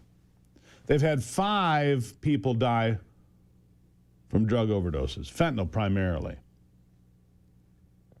Another Michigan statistic, fatality I read about, they took a fake prescription oxycodone pill laced with fentanyl. And I've heard people say, well, you know, these drug boats are carrying cocaine. Well, that's not any better. It's not any better. Because these drugs can be laced with fentanyl. Whether it's on those boats, but these illegal drugs kill people. All right? Illegal drugs kill people. And fentanyl is ubiquitous in the environment. It's out there. It's produced. And these deals, and I don't understand this, honestly. Why would you lace an already addictive substance with something else that could kill your customer? More people will die in America today, by far, from drug overdoses than died in Vietnam. And I'll be honest with you. I like Kevin O'Leary's take. I do like Kevin O'Leary's take on this. I want you to hear it again. It's bite number 5. Because he has Mr. Wonderful from Shark Tank, Kevin O'Leary. He has a very easy take on these drug-running boats and the people that are on them. Listen. And historically, as Adam has pointed out, the Coast Guard doesn't do that. They board the ships, they interdict the drugs, they collect the evidence, and in many cases, they try these individuals and bring them to justice. Why can't we do that now? So what I've learned from all this, and this is not the first time this has happened, don't get on a boat with drugs in it. You get blown up. That's what I've learned from this. And I think at the end of the day, the administration was elected to stop the inflow of drugs that are killing Americans. I think they're doing that. We're having a very healthy debate about it. But basically, no one's debating whether there were drugs on this boat. Venezuela's sending drugs out everywhere. And where it gets transferred to what boat and when, who knows? But if you're on a boat full of drugs, you get blown up. And I think this may have some drug dealers saying, maybe I want to slow down on the boat drug stuff, which is really what the mandate of the government is. Maybe you don't want to get on that boat that's loaded with illegal drugs. Maybe. But the real question is this. Why do they not talk about the parents? Why did they not talk about places like Rapid River? 335 people, 5 fatalities. Little tiny town in Michigan's Upper Peninsula, north of Escanaba there. You know, it's a remarkable thing. But to the Democrats, those parents, those brothers and sisters and friends and loved ones of those that have died seem pretty irrelevant. A friend of mine, you've heard me say this, a friend of mine, his college, I think he was 19. His 19-year-old son died last year because he smoked some weed that was laced with fentanyl. I mean, they're lacing this stuff into everything. I don't know why they would do this. Kill your customers, not good for business, my expectation. And yet it keeps happening. So I want you to send me an email. Go to stevegruber.com. Send me an email. Tell me what's up. Tell me what's up. in your mind? Who do you concern yourself with? Because the Democrats would have you believe, oh, these are just poor people trying to survive, and I'm sure that's true.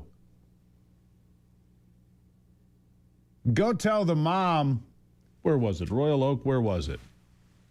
Go tell the mom who lost 2 sons in an Auburn Hills hotel room. Both died of fentanyl poisoning the same night. 2 sons died side by side, 19 and 20 years old. Go tell her about your compassion for the drug runners and the drug cartels and the boats that are delivering poison.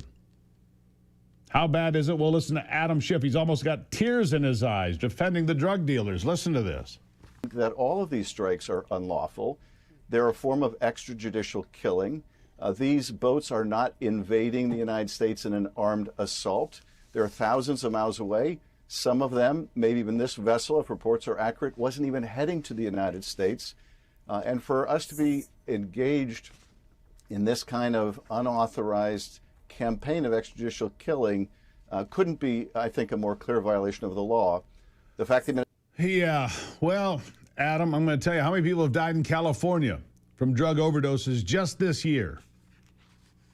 Do you care about your constituents, Adam, or you just concerned about talking points and anything that Trump does you oppose? I don't remember Adam Schiff opposing Barack Obama using hundreds of drones to target people overseas, or the more than 90,000 bombs he dropped on 15 countries. No declaration of war. Civilians killed, including 3 Americans in those drone strikes and a 16-year-old among them. I don't remember Adam Schiff complaining about that or saying that they were war crimes. Now, thankfully, Republicans, they seem to have their act together. They're on the same page. Listen.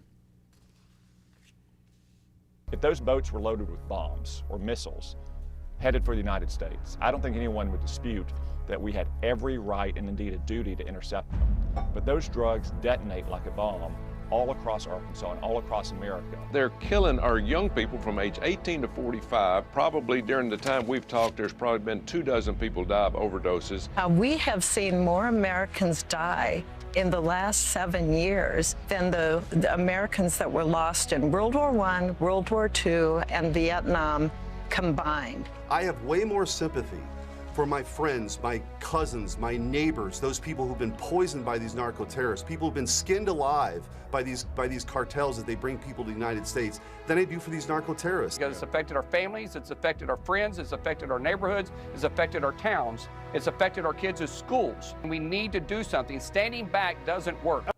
Standing back doesn't work. I agree with every one of those sentiments.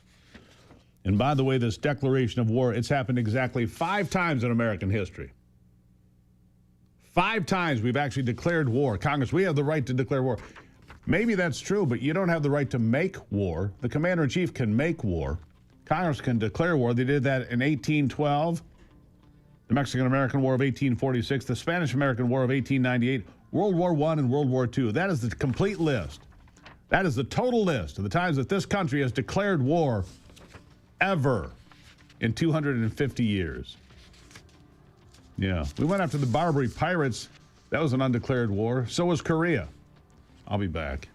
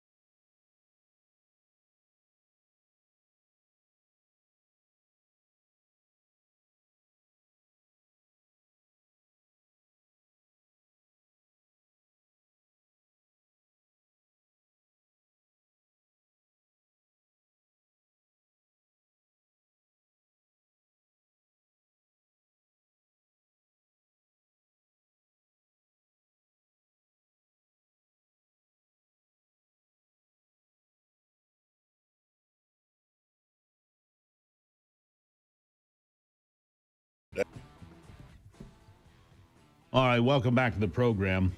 I run the numbers here. One of my favorite websites of all time is heyjackass.com because it talks about the carnage in Chicago. It does it with some humor, but it's very, very much to the point. It's blunt, too. So far this year, almost 2,000 people in Chicago have been shot. 410 homicides so far in the city of Chicago.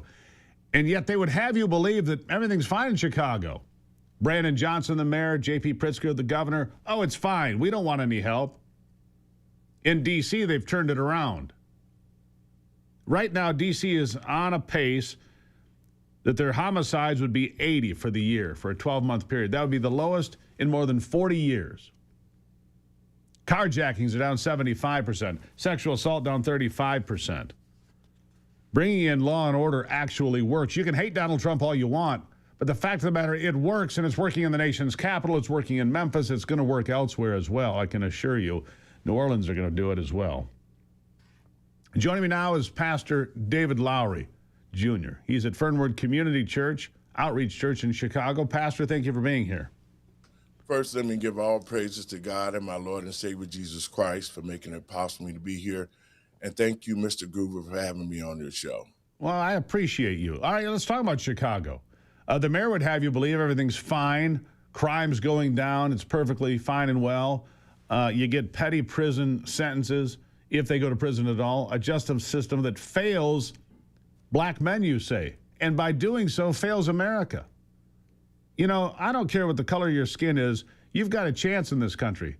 If you're not getting shot at, for starters, what about the Chicago chaos? What's the truth? Well, this is the truth. First of all, to President Trump, the black community, not only in Chicago, does not support Brandon Johnson, nor do they support J.B. Pritzker.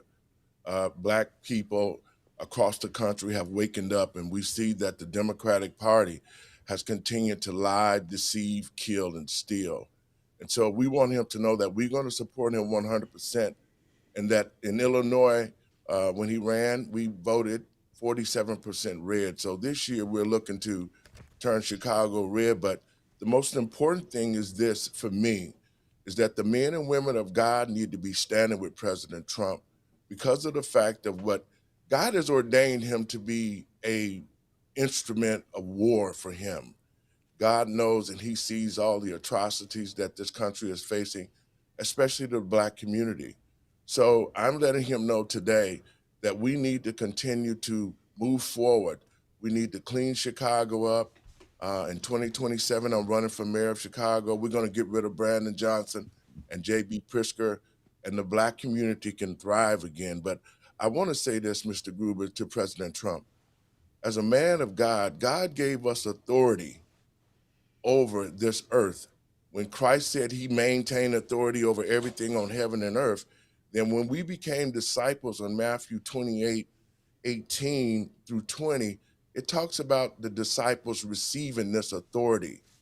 And to pastors across the country, if you want to back it up with Luke 9:1 and 2, he gave us authority over sickness and in demons. And what I've seen today as a 5-year-old pastor is that men of God have given their authority over to Satan because they want the things of the world. But I'm here to say on behalf of our Lord and Savior Jesus Christ, as a man of God, I refuse and will not give my authority up. And I will continue to stand in the gap for the people, not only in Chicago, but across this country. And we also want to let the president know that I'm requesting, I would like to meet with him. There's thousands and thousands of black men that are lavishing away in the prison system. And just like the system did to President Trump, 38 charges you're talking about, they tried to break him. They tried to kill him twice. It didn't work. You made a point to me. You made a point to me during the break that I want to get to here. As a pastor, you're also calling out those in the pulpit across this country, in different denominations, doesn't matter.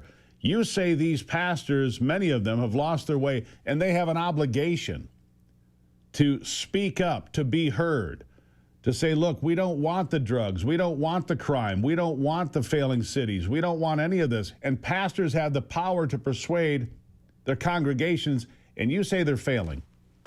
I work for God. And so as an ambassador of Christ, and God is over everything, then I maintain my authority. And I tell other pastors that it's our fault that we've allowed this country to get to this place.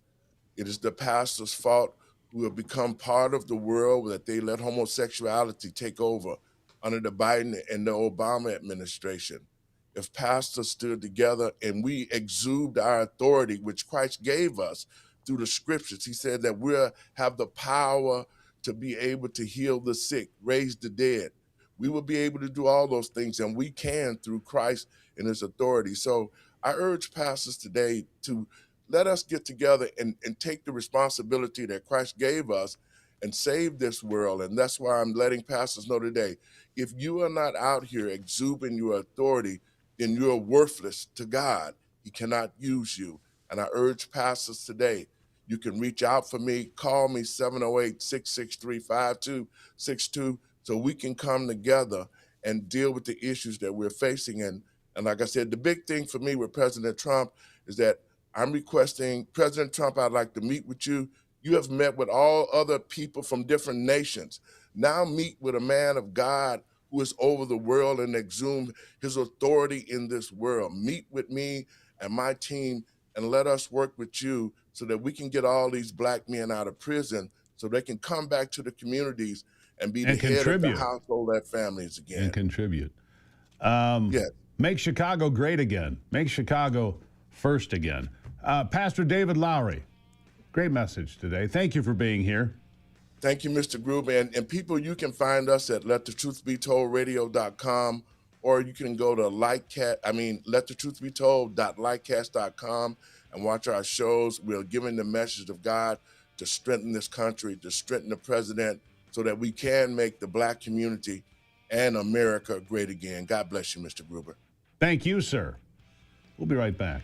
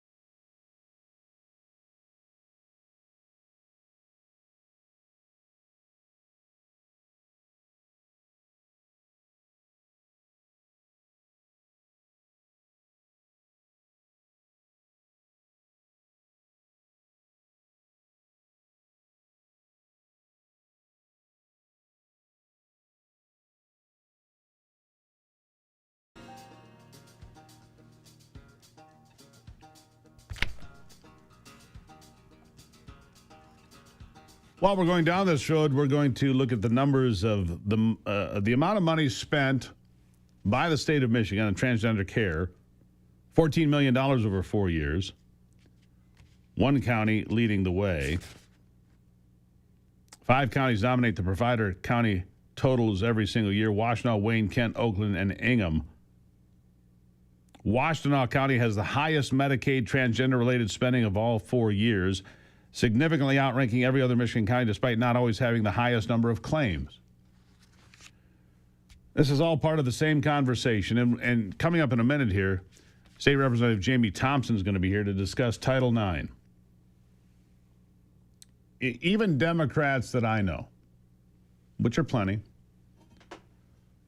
think that it's foolish for men to compete in women's sports. Why? Because it's foolish. Come on now. Or as Joe Biden would say, come on, man.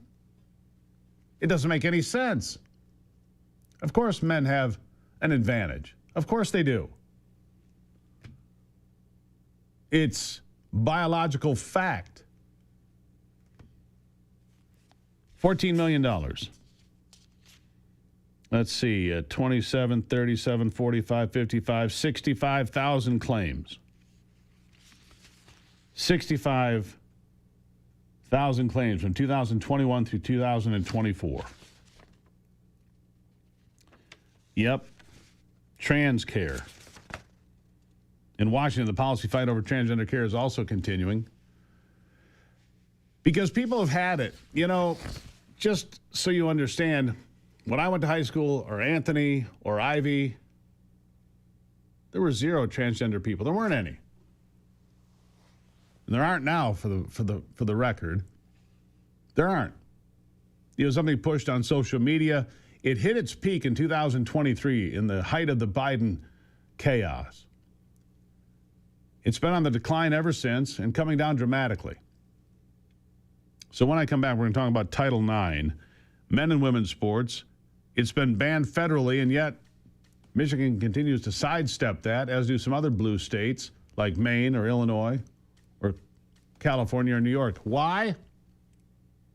Defy federal law? Can't do that. We'll talk about it coming up.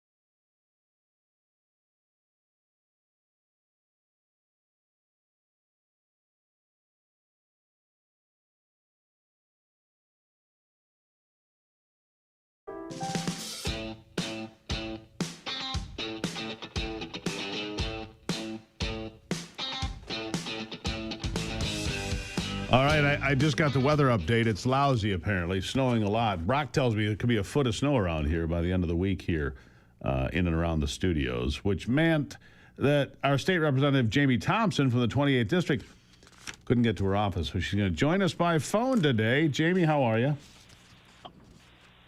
Good morning. I'm doing well. How are the roads? They are bad. I was good when I started out coming from Brownstown, but the further west I got, now there's some accidents, and kind of at a standstill on 96 West.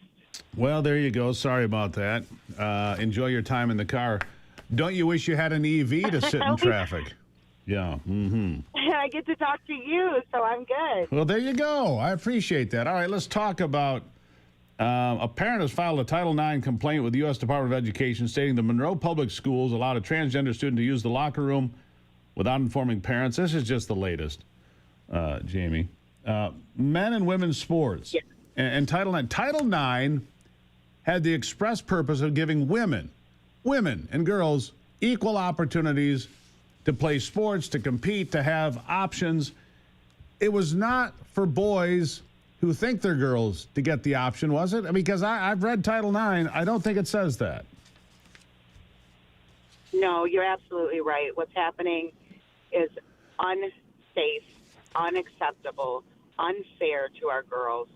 And we've seen so many girls that are actually injured in high school sports when they've allowed biological boys to play on the team. This particular case, a volleyball team, Skyline High School from Ann Arbor, we've been talking about this for months. There was a girl in North Carolina. Her name was Peyton. She was on a high school volleyball team. I know you probably know the story. She was hit by a spiked ball by a transgender biological boy, and she obtained a brain injury, a traumatic brain injury that she's still suffering the ramifications for years later. And the real issue is the MHSAA was very non-compliant. We put in multiple letters opposing this. There was multiple inquiries. Was there a, what do they call it? They do, what is the name where they say they can give? I can't think of it. A waiver? A waiver, right. They denied the waiver, that there was a waiver in the state of Michigan back in September. Now they're coming out after this parent filed the complaint stating, okay, there is a waiver. There's one in the state of Michigan, but due to, age restrictions and privacy laws, we can't tell you what high school or what child. They know who it is. And kudos to this dad that stood up and said, no more. No. A New York Times poll, I think this is important to understand because, I've talked to my Democrat friends, and yes, I have many. I'm sure you do as well. 80% of those asked, 80% of the adults in America oppose the idea of men and women's sports. It's not even a close call. Why do they continue to push this strange ideology? Jamie, I think I've asked you this before. I'm going to ask you again. How many transgender kids were in your high school graduating class? Zero. It's Zero. the same number no matter who you ask. They continue to push it because they're allowed to. But why? We have allowed them to. But I don't understand the why of it, Jamie. I don't. 80% of adults oppose this ridiculous behavior, and I doubt that it's even that high. If you put it on the statewide ballot in Michigan, or go to a deep blue state like Massachusetts or Illinois or California, put it on the ballot. Should biological males be allowed to compete in women's sports? It would lose 9-1. It wouldn't even be a close call, would it? No, I agree with you. I think if I had to really think about why this keeps continuing to be pushed, I got to go back to this society, and the media has made people so afraid to speak up about what is true and what is right and what is wrong. And even the dad, Sean Lackney, I spoke to him yesterday, and he said he has a ton of parents that agree with him, but he was the only one that was willing to file a complaint. Yeah. So where do we go from here? Imagine if how do you ignore? Go ahead. Imagine if 500 parents, even just 500, filed a complaint in the state of Michigan at a state level, a federal level, and with the Michigan High School Athletic Association. If 500 parents did that, out of all the high schools in the state of Michigan that played Skyline High School, one dad stood out and said enough is enough and filed a complaint, was brave enough to do it, I think that's what it's going to take. Because we had Riley Linting and Jason Wolford, Representative Linting and Wolford, pass bills in the House to ban boys in girls' sports in Michigan and to amend the Elliott Larson, because that's what they keep throwing, saying, well, we can't exclude them because Let me give you it's let Elliot me give you a Larson unique perspective violation. here. My friend David Kallman from the Kallman legal team here in Lansing, Michigan, did some research. Did you know that school districts, without input from anybody else, school boards can basically hold what I'll call an amendment, and they can make it so men could not compete in women's sports district by district across this state. School districts, school boards, you have the power to stop this. The question is, do you have the will? They have the power. Under a Michigan law, it's a unique law that allows school districts to pass rules, I'll call it an amendment, to ban such things. And they don't need approval for the language from the Board of Canvassers. They don't need approval from it. They need a vote, a majority vote of a school board to put it on the ballot, district by district. We can do that in Michigan, Jamie. I don't think a lot of people know that, but we have the power.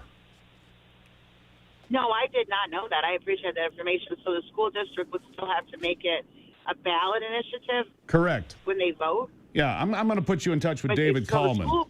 I'm going to put you, he works for the Great Lakes Justice Center and the Kallman Law Group, and he's talked about it on this program, and we have to make people aware that you don't have to sit and wait for something to happen in Lansing. You don't have to wait for the Michigan High School Athletic Association to ignore federal law. You can take it district by district and make a difference in your district, and if you don't like it there and you've got like-minded people on the school board, enough, just enough, 4-3, then you can get it done. That's amazing. I would love to talk to that gentleman. I think that is a wonderful thing that we need to start doing, because I know there would be a lot of school boards and a lot of school districts that are adamantly opposed to this. As they should be. I mean, that student that you mentioned that took that spiked ball in the head, she's permanently disabled, permanently injured from a closed head injury because she took the ball right in the skull.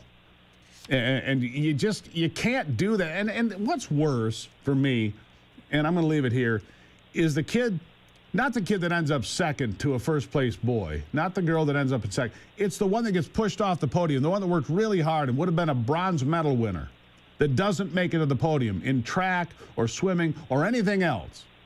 That's the person that concerns me, Jamie. Real quick, last word to you.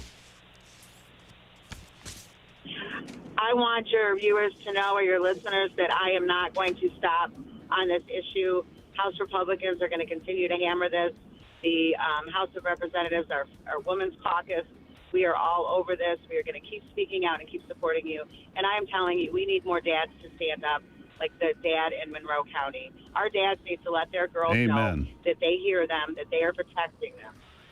Yeah. All right. Excellent. Jamie Thompson out there doing the hard work and just trying to get to work. Thank you, Jamie. Have a good one. All right. Ivy after the break. It's the Steve Gruber Show.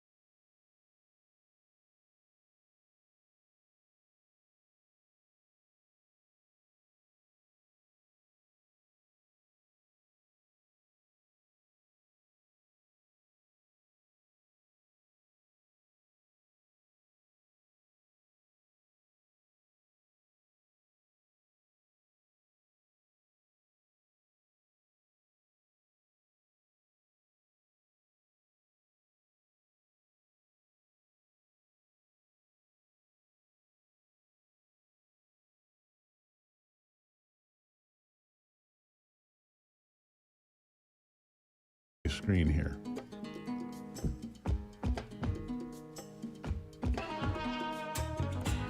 The whole world's gone nuts. I'm telling you, the whole world's gone nuts.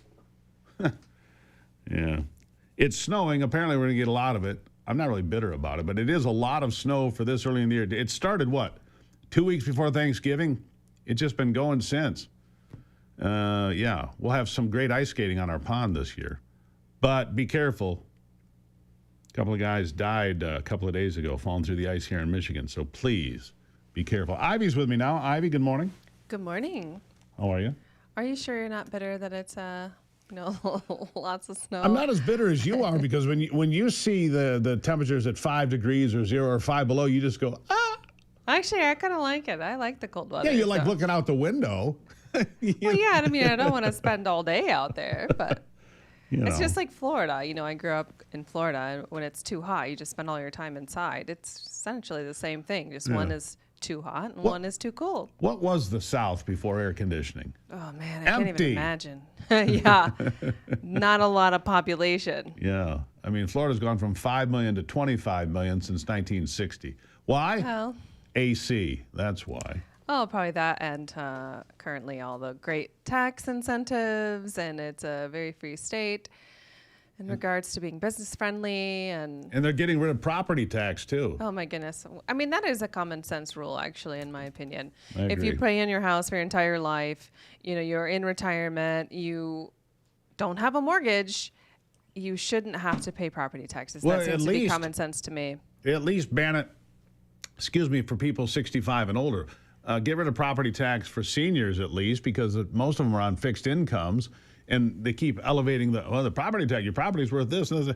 You can't keep up, and then you lose Well, your the thing home. is, Come on. the reality is you don't own anything.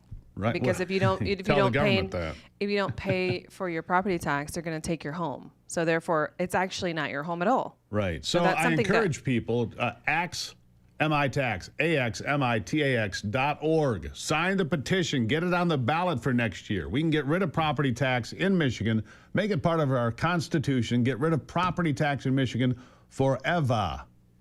There, Axe Michigan Tax. Anyhow, what else on your mind?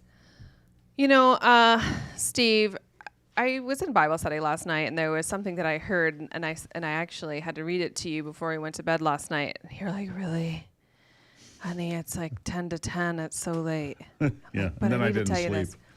I said something that really stuck with me was that women, and I think this is true for all people, but especially women, need to be the ruthless overseers of the kingdom of heaven. And I think that, and I'm like, doesn't that really apply to me, Steve? I'm just a ruthless overseer in our household. She is. Whether it be our health. Take your vitamins. Mm-hmm. Especially with our health, I'm definitely a ruthless overseer. Clean your plate. Well, just responsibility and things like that, accountability. That's good.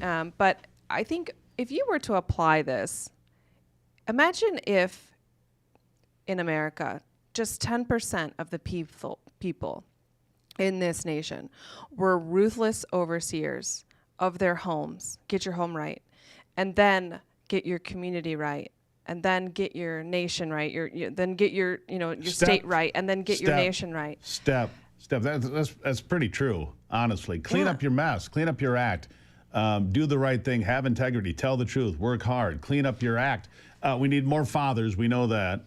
We do need more ruthless overseers, men and women. Absolutely. In our education system. I mean, I don't think that we think about how this all happened, I think at some point in time we had a really great education system. Now it seems to be that most public schools, K through 12 and beyond into the college realm, they're all, socialist training camps. Well, how did that become reality? I think most people went to work. They believed in, that we sent our kids off to school and they would be educated. And Oh, they were educated, all right. Right. And so, but my point is, we have to kind of take a step back and say, hey, we need to make sure we know what's going on in our households, in our communities. And I think about this in regards to Doge, okay, as well. All right. If it wasn't for President Trump, how would we know the billions of dollars that were just completely being squandered. Yeah, wasted. And waste, abuse, I mean, fraud. look at Minnesota. Billions of dollars. Oh my of gosh. Complete just fraud. one of many, many examples. Yeah. And I was just reading, I just literally pulled this up and printed it out. So I'm just learning this information myself.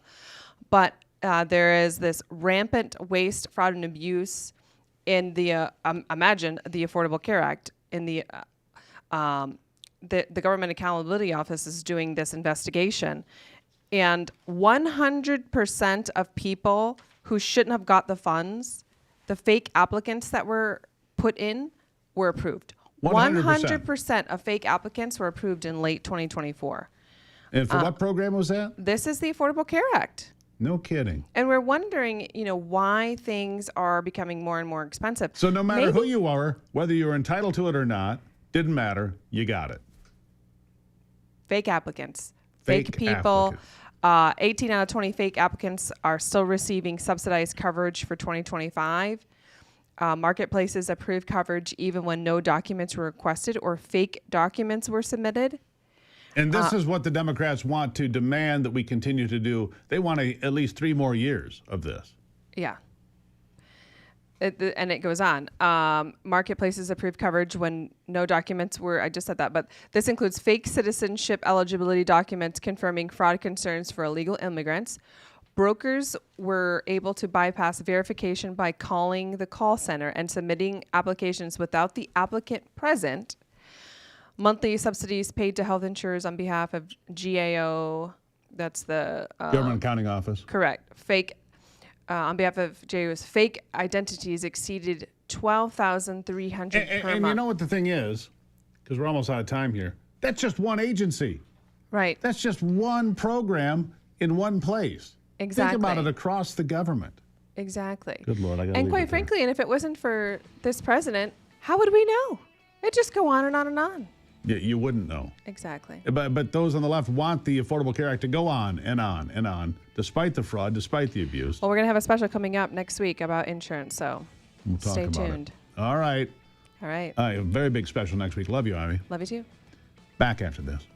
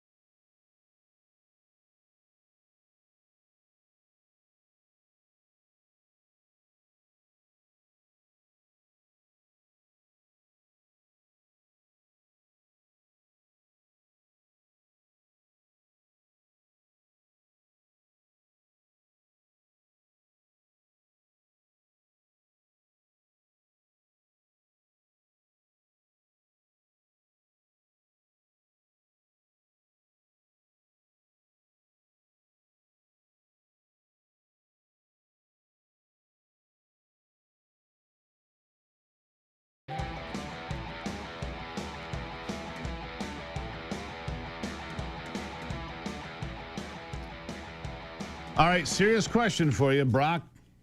Anthony, you can weigh in. Would you go on a Royal Caribbean cruise after all the videos you've seen? Never. Nope. Never. Never a cruise ever. Ever. I might do one of those river cruises in Europe, but those are a different thing. I might do a cruise through Alaska, although I've been to Alaska a lot, just not in a while. The people I see on cruises are unruly. Unruly. Okay, which brings me to the final story of the day. A family is suing Royal Caribbean Cruise after a man on board died. How many drinks was he served? Give me a number. How many drinks? 10. Ivy already told me. Oh. 33. Oh, my. Yeah, 33. Then he had to be restrained.